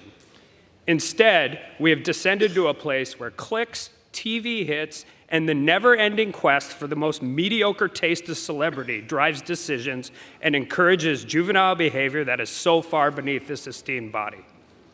Kevin McCarthy has done more in 9 months to restore the people's house than any speaker in decades. We have done regular order. We have had open amendments. And every single member of this chamber has the right, the ability, and the opportunity to be heard on the floor. It's been messy. It's been raucous. And at times, it's been chaotic. And God bless every minute of it. Because democracy is supposed to be hard. And because the alternative is a closed-door process where 2,000-page bills come out of the Speaker's office at midnight and are forced to the floor the next morning. Kevin McCarthy has broken that cycle. That alone is enough for him to remain our Speaker. But that doesn't deliver his opponents what they crave the most: attention. We shouldn't stand for it. I won't stand for it. I will stand here with our Speaker, with our leader, that the overwhelming majority of our Congress supports. And you need to look no further than where the opponents are sitting today in this chamber. They're not over here, they're over there.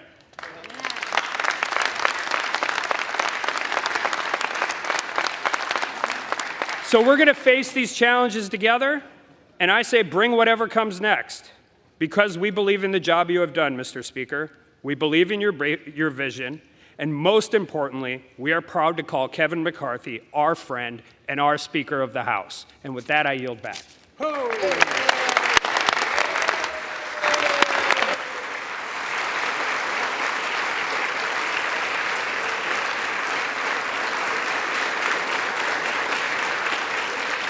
Gentleman yields back his time. The gentleman from Florida is recognized with 3 minutes remaining. To be clear, I tried to get one of the 3 podiums on the Republican side, and y'all wouldn't let me have them, so you sent me over here. But you know what? I'll make this argument at any desk in this building, from the well, from the chair. I'll make it on every street corner in this country that Washington must change. We have to break the cycle. We have to break the fever. And I would hope truly, that the reforms that we are fighting for are reforms that would last and be embraced and that would democratize power in this institution beyond the privileged few who back us up against shutdown politics and Christmases and deadlines in order to achieve their objectives. Mr. Speaker, high inflation is on the verge of bankrupting American families. Our economy is breaking in half. A typical American family can't afford to buy a house in 99% of U.S. counties. Inflation is stealing more than $700 a month from working Americans, nearly $9,000 a year. Kevin McCarthy is the Speaker of the House of Representatives, and he has failed to take a stand where it matters. So if he won't, I will.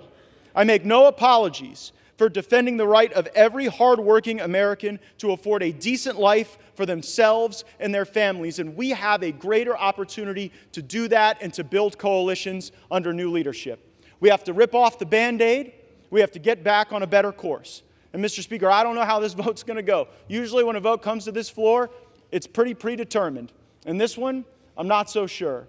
But I am sure that we've made the right argument, that this place deserves single-subject spending bills, that we should have 72 hours to read a bill, that something that spends more than $100 million shouldn't be put on the suspension agenda such that we can't amend it, and there shouldn't be secret side deals made on a continuing resolution to lump Ukraine in with border security. That is not right for Ukraine or border security because it fails to give either of those issues the dignity that they would require. But we can return that dignity to this House. We can get back on a better path. We can have single subject appropriations bills. We can set a budget top line. We haven't had a budget in this place since I was in high school. So let's get a budget. Let's get our act together. Let's get on with it. Let's vacate the chair. And let's get a better speaker. I yield back.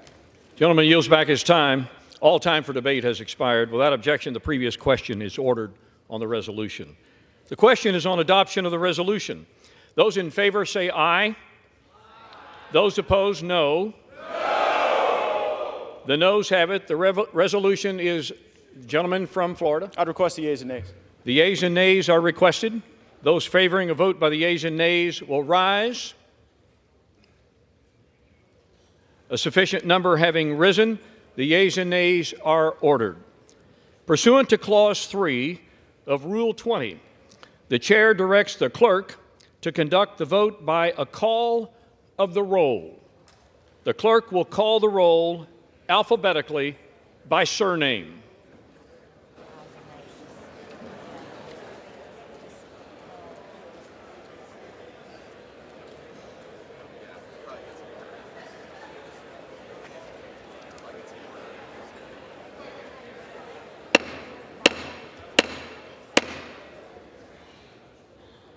The House will be in order.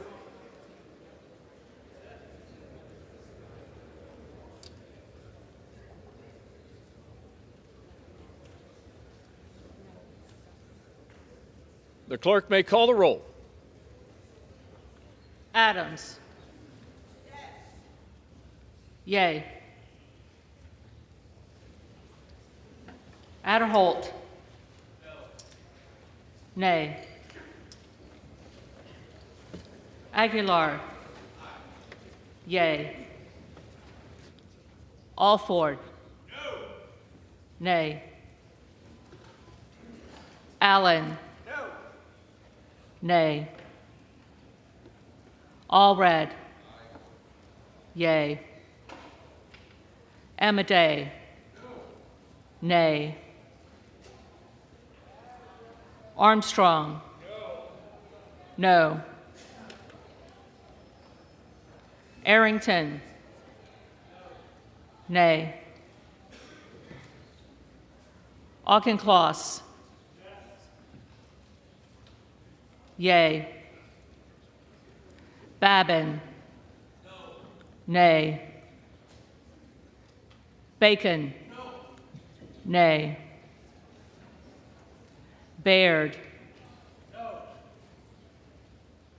Nay. Balderson. Nay. Ballant.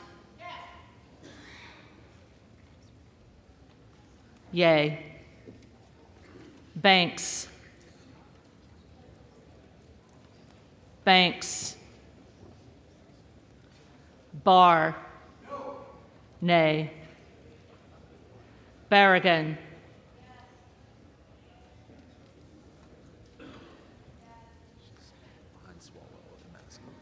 Berrigan.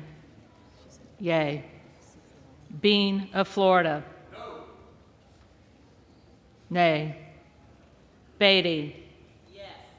Yay. Bentz. Nay. Barra. Yay. Bergman. Nay. Beyer. Yay.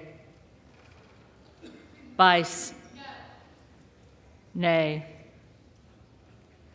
Biggs. Yay. Bilirakis. Nay.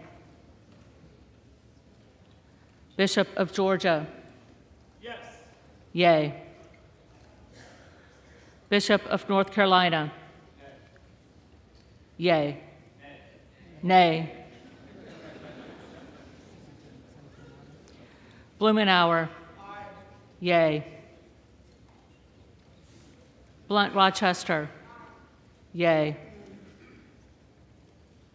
Boebert. Nay. Bonamici.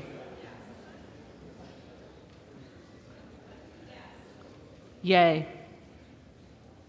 Bost. Nay. Bowman. Yay. Boyle of Pennsylvania. Yay. Burkeen.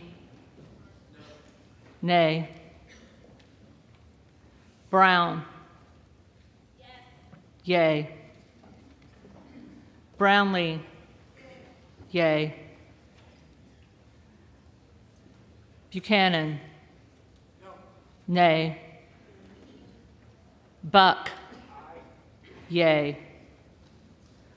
Bouchon. No. Bazinski. Yay. Burchett. Yay. Burgess. Nay. Burleson. Nay. Bush. Bush. Calvert.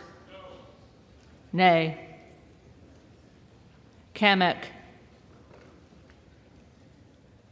Kamek. Caraveo. Yay. Carbajal. Yay. Cardenas. Yay. Carey. Nay. Carl. Nay. Carson. Yay. Carter of Georgia. Nay. Carter of Louisiana. Yay. Carter of Texas. Carter of Texas. Cartwright. Yay. Kassar. Yay.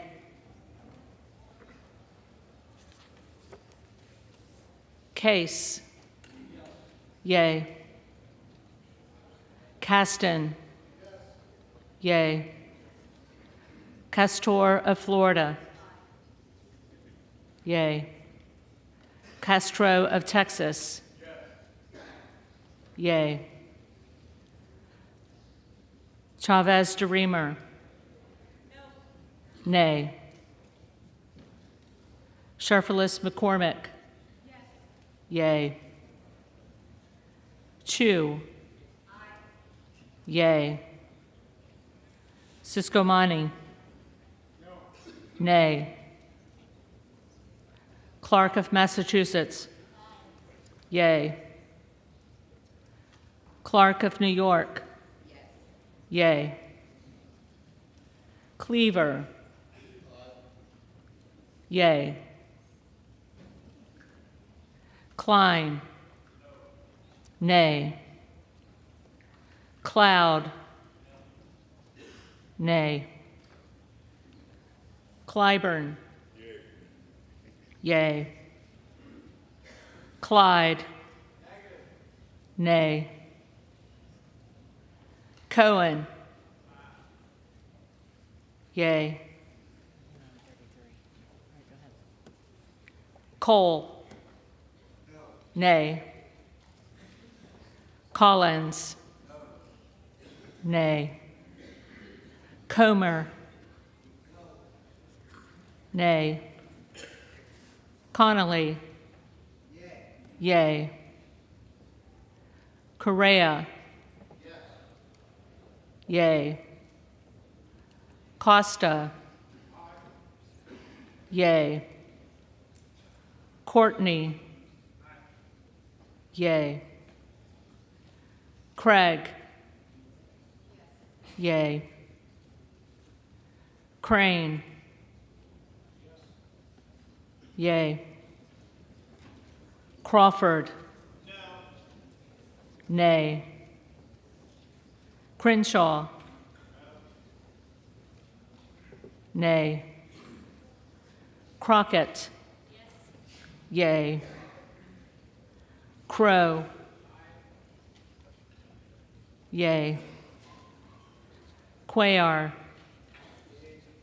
Yay. Curtis. Nay. Davids of Kansas. Yay. Davidson. Nay. Davis of Illinois. Yay. Davis of North Carolina. Yay. Dean of Pennsylvania. Yay. DeGette. Yay. Dela Cruz. Nay. DeLauro. Yay. Del Bene. Yay. DeLuzio.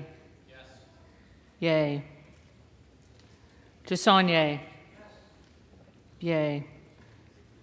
Desjardins. Nay. D'Esposito. Nay. Diaz-Balart. Nay. Dingle. Yay. Doggett. Yay. Donalds. Nay. Duarte. No. Nay. Duncan. Nay. Dunn of Florida. Nay. Edwards. Nay. Elsie. Nay.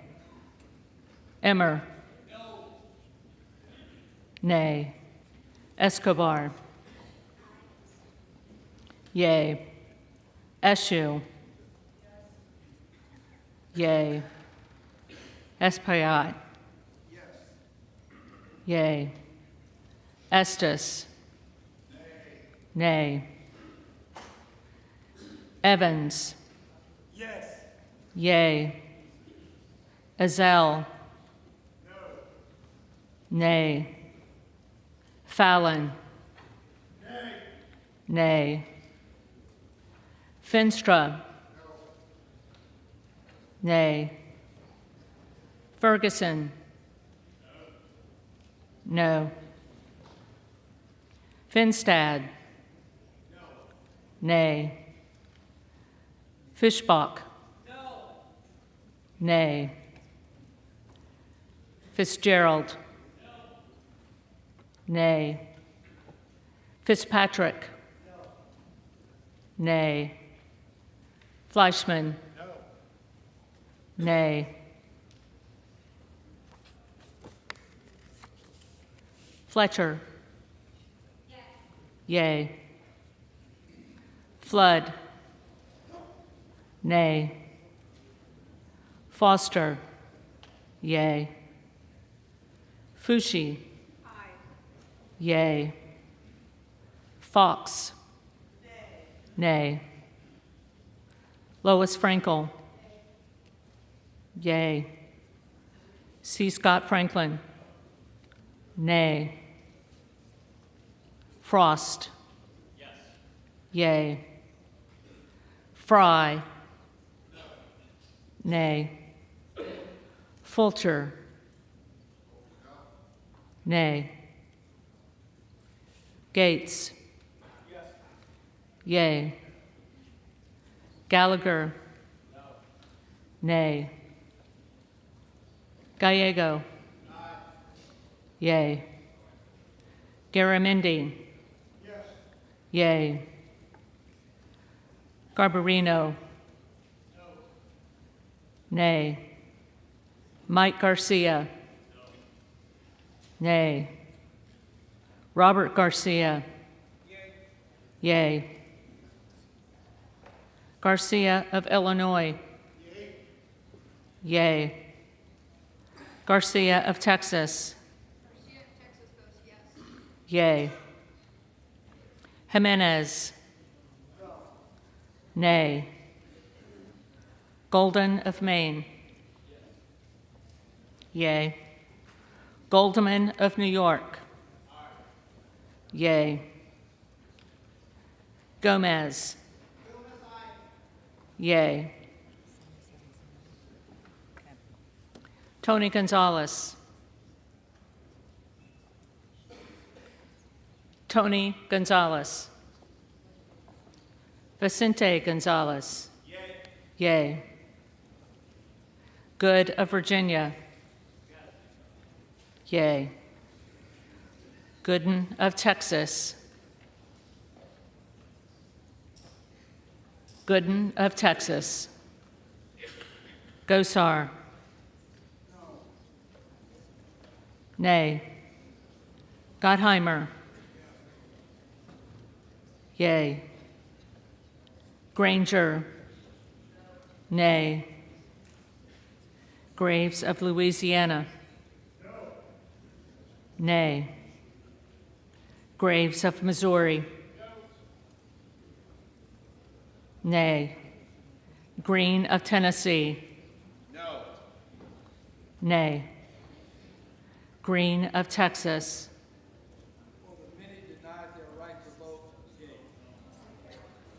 Yea. Green of Georgia. Nay. Griffith. Nay. Grijalva. Yea. Grothman. Nay. Guest. Nay. Guthrie. Nay. Hageman. No. Harder of California. Yea. Harris. Nay. Harshbarger. Nay. Hayes. Yea. Hearn. Nay. Higgins of Louisiana. Nay. Higgins of New York. Yea. Hill. Nay. Himes. Yea. Henson. Nay. Horsford. Yay. Houchin. Nay. Houlihan. Yay. Hoyer. Hoyer. Yay. Hoyle of Oregon. Yay. Hudson. Nay. Huffman. Yay. Huizinga. Nay. Hunt. Hunt. Nay. Isa. Nay. Ivy. Yay. Jackson of Illinois. Yay. Jackson of North Carolina. Yay. Jackson of Texas. Nay. Jackson Lee. Yay. Jacobs. Yay. James. Nay.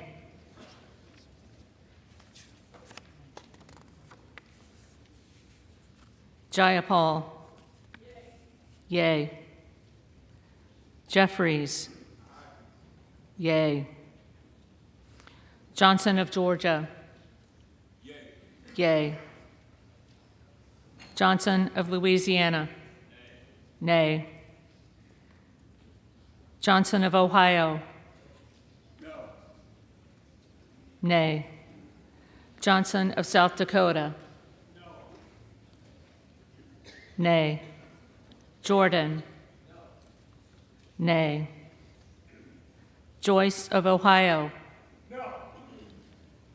Nay. Joyce of Pennsylvania. Nay. Camlogger Dove. Yay.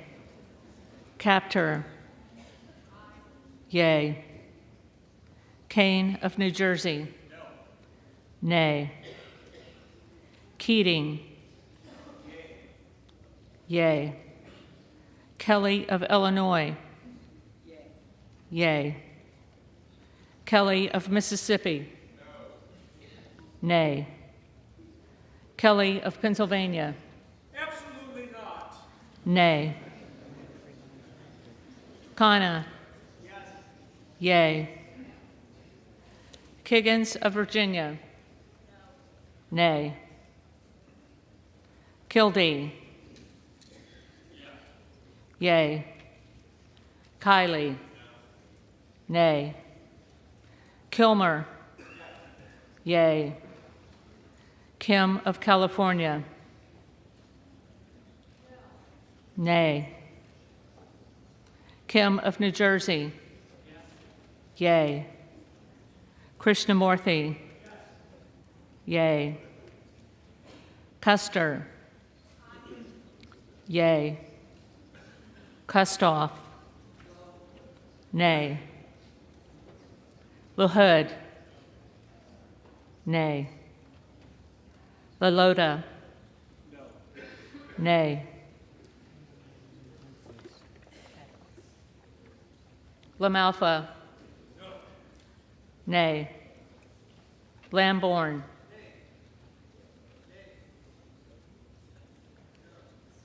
Lamborn, nay. Landsman.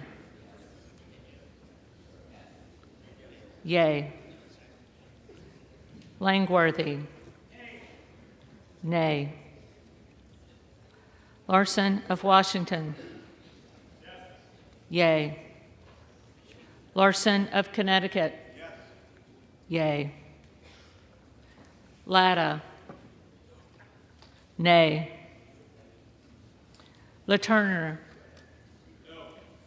Nay. Lawler. Nay.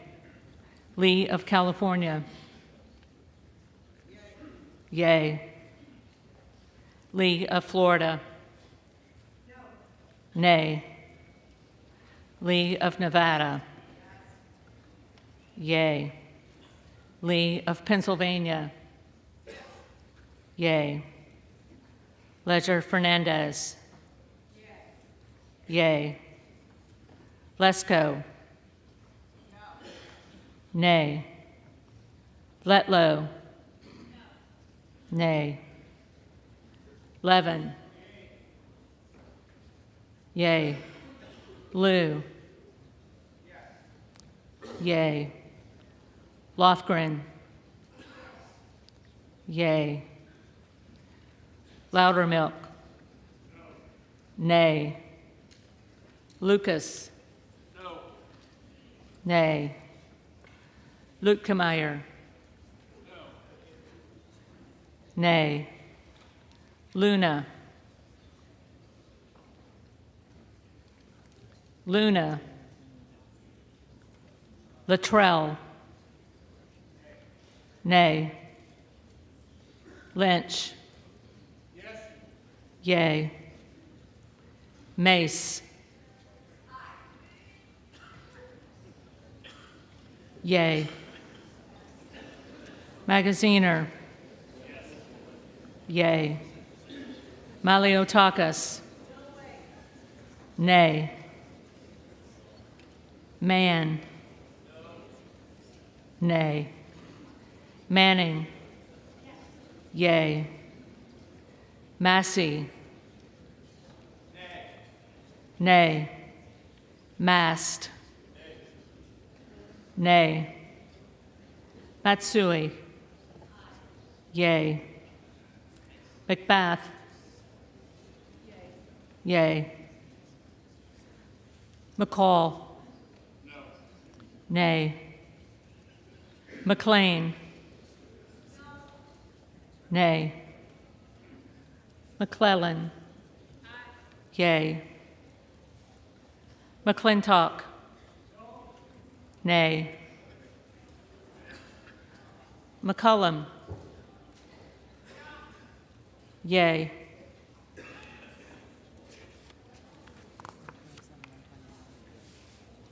McCormick. Nay.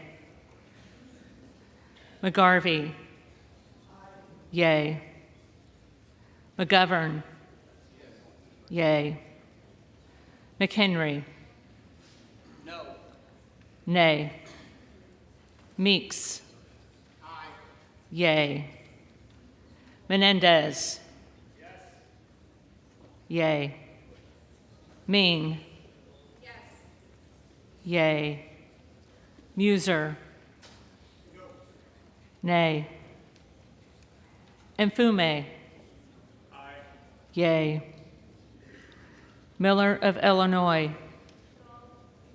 Nay. Miller of Ohio. Nay. Miller of West Virginia.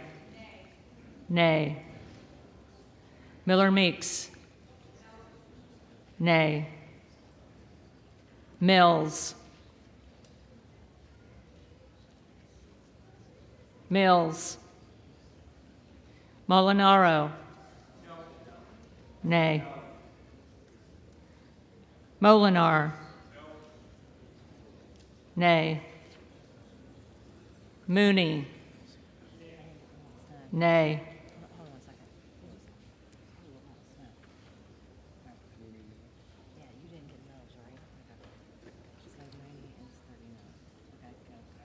Moore of Alabama.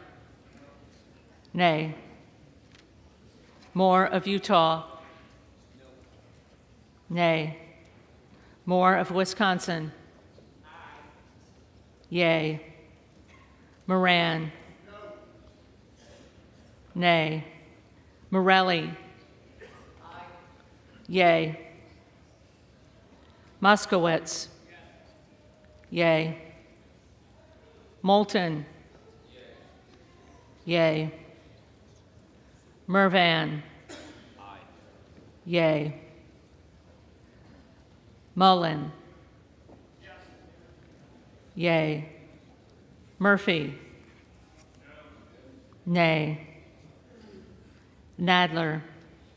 Aye. Yay. Napolitano. Yay. Neal. Yay. Neguse.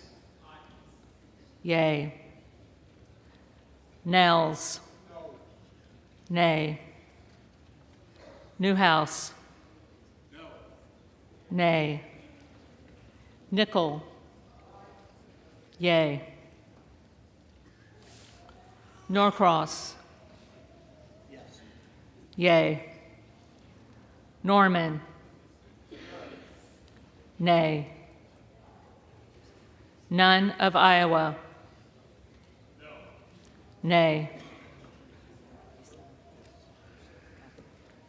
Obernolte. Nay. Ocasio-Cortez. Yay. Ogles. Nay. Omar. Yay. Owens.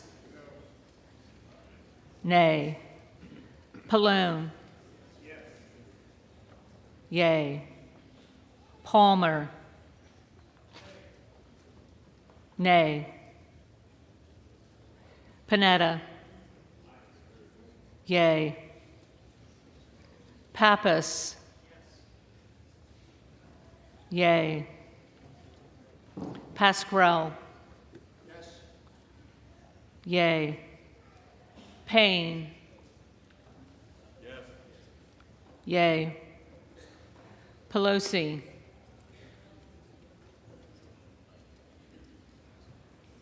Pelosi. Peltola. Peltola. Pence.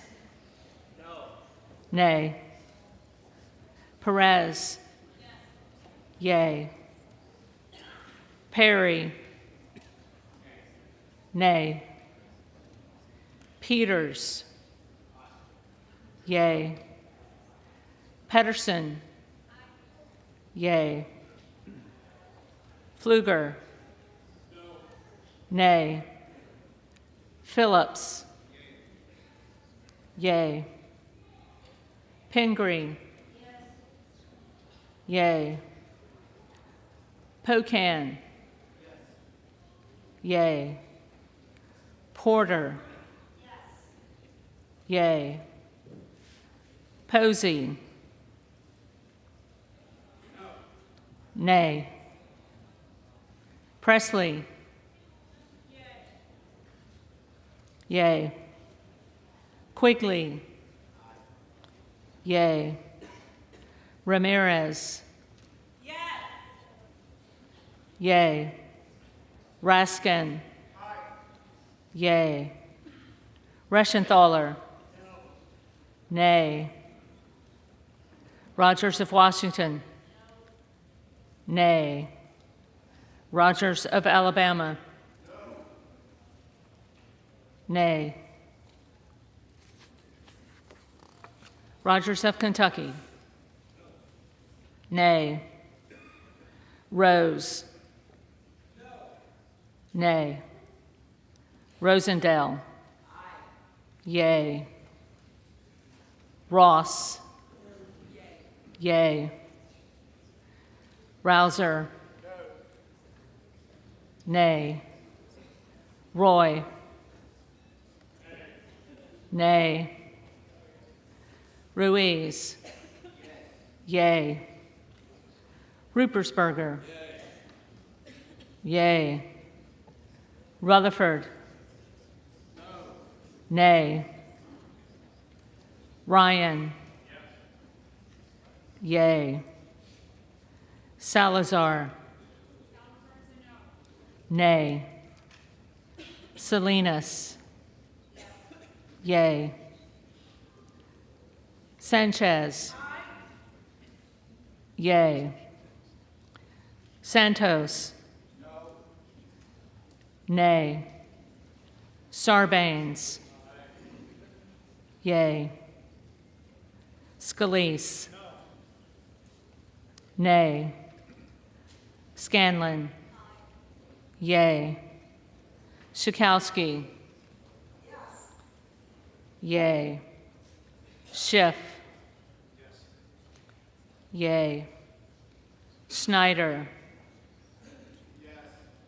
Yay. Skolton.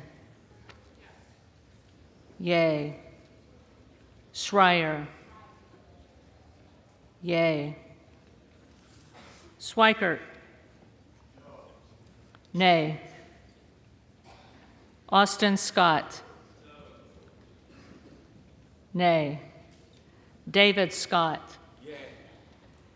Yay. Scott of Virginia. Yay. Self. Nay. Sessions. Nay. Sewell. Yay. Sherman. Yay. Sherrill. Yay. Simpson. Nay. Slotkin. Yay. Smith of Missouri.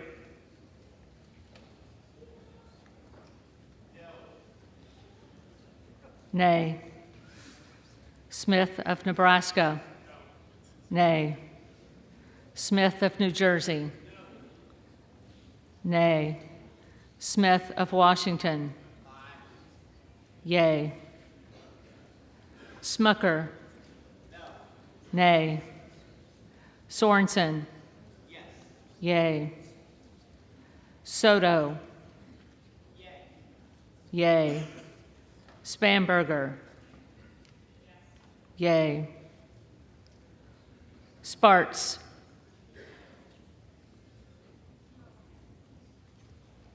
Nay. Stansberry. Yay.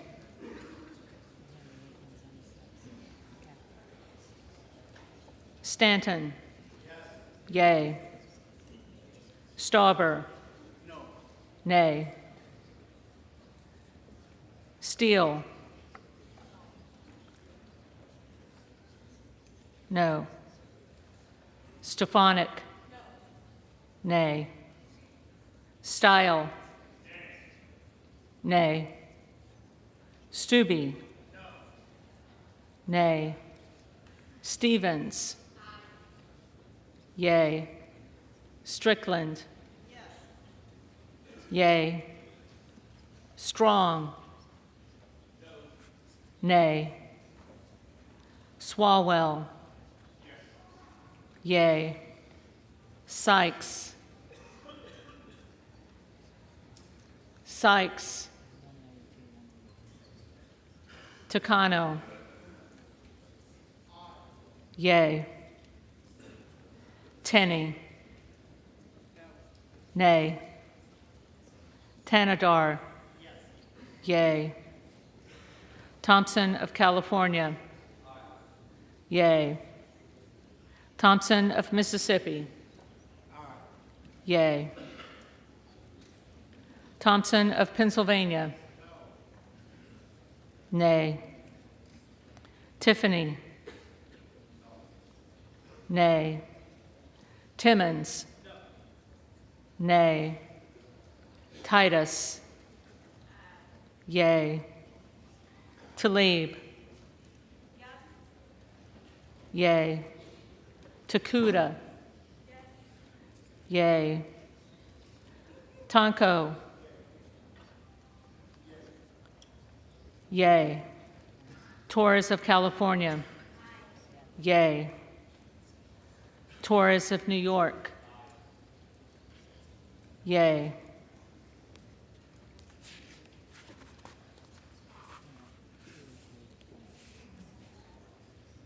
Trahan.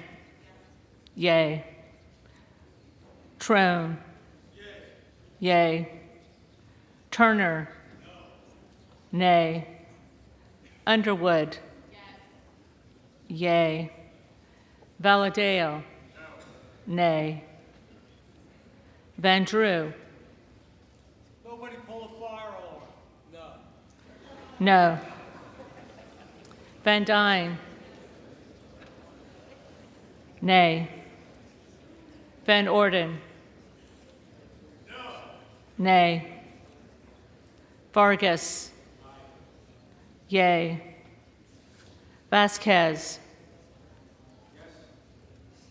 Yea. Vesey. Yea. Velasquez. Yes. Wagner. Nay. Nay. Wahlberg. Nay. Nay. Waltz.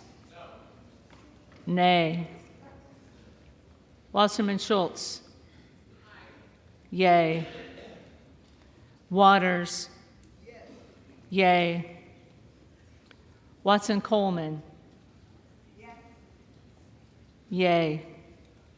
Weber of Texas. Nay. Webster of Florida. Nay. Winstrup. Nay. Westerman. Nay. Wexton. Yay. Wild. Yay. Williams of Georgia. Yay. Williams of New York. Nay. Williams of Texas. Nay. Wilson of Florida. Yay. Wilson of South Carolina. Nay. Whitman. Nay. Womack. No. Nay. Yacom. Nay. Zinke. Nay. McCarthy. Nay.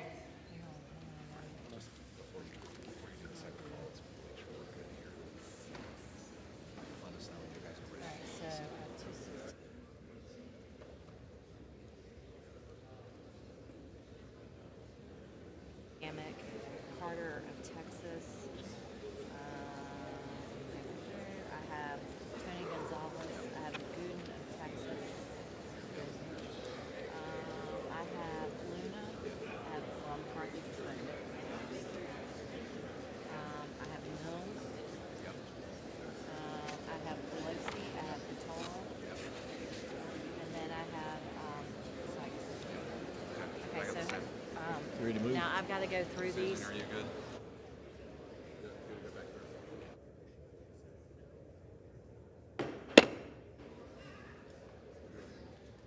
House will be in order. The clerk will now call the names of members that have not already been recorded alphabetically. Banks. Nay.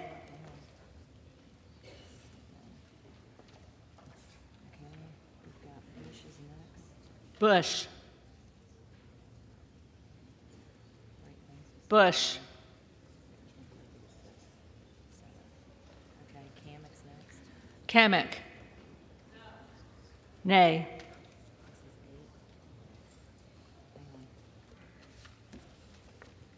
Okay, I've got Carter of Texas next.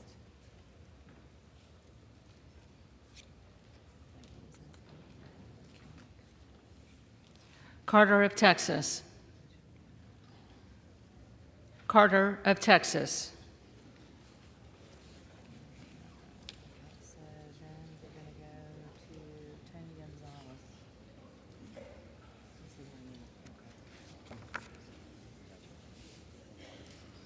Tony Gonzalez. Nay.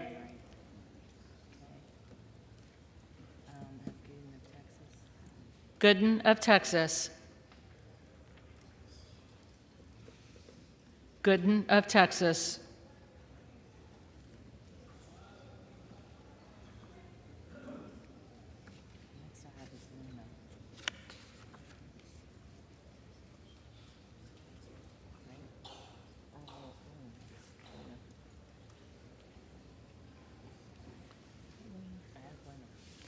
Luna. Luna.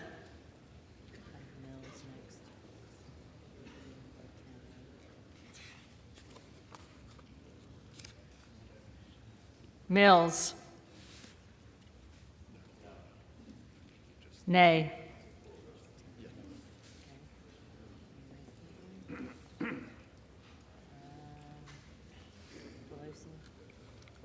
Pelosi.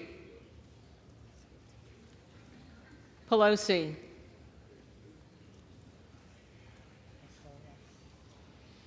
Peltola. Peltola.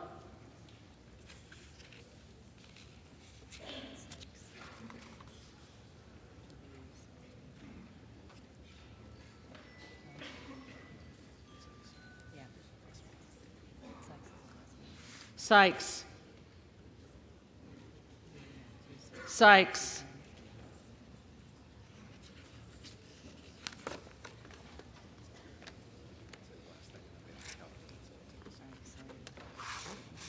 Are there other members in this body who have not been recorded or who wish to change their vote?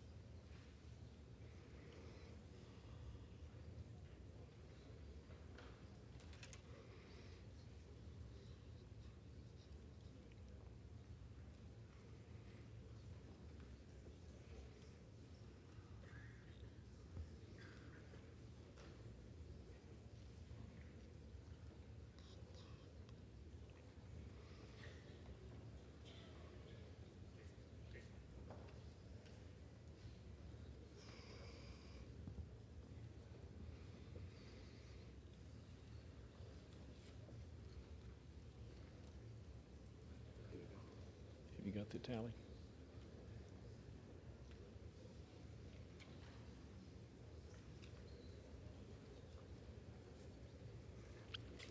On this vote, the yeas are 216, the nays are 210.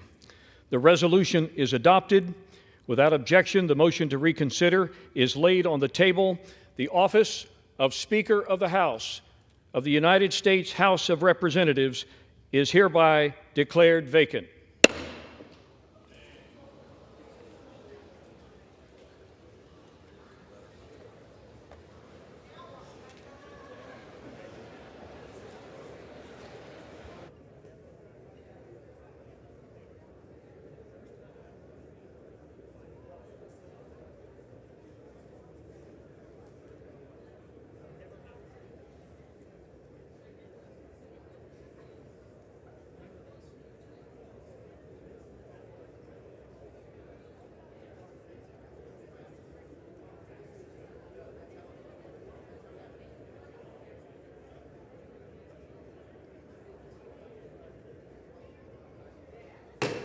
House will come to order. The chair lays before the House a communication. The Honorable the Speaker, House of Representatives, sir.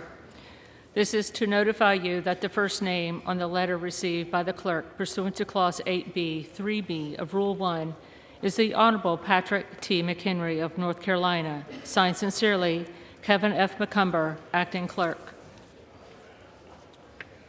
Pursuant to Clause 8B3 of Rule 1, I will now act as Speaker pro tem. The Chair will inform the members of the House the following. The office of the Speaker was rendered vacant pursuant to the adoption of House Resolution 757. Upon a vacancy in the office of Speaker, Clause 8B3 of Rule 1 provides that the next member on a list submitted by the Speaker, pursuant to the rule, acts as Speaker pro tem until the election of a new Speaker, and bestows the authorities of the office of Speaker upon the Speaker pro tem to the extent necessary and appropriate to that end. In the opinion of the Chair, prior to proceeding to the election of a Speaker, it would be prudent to first recess for the relative caucus and conferences to meet and discuss the path forward. Accordingly, pursuant to Clause 12A of Rule 1, the Chair declares the House in recess subject to the call of the Chair.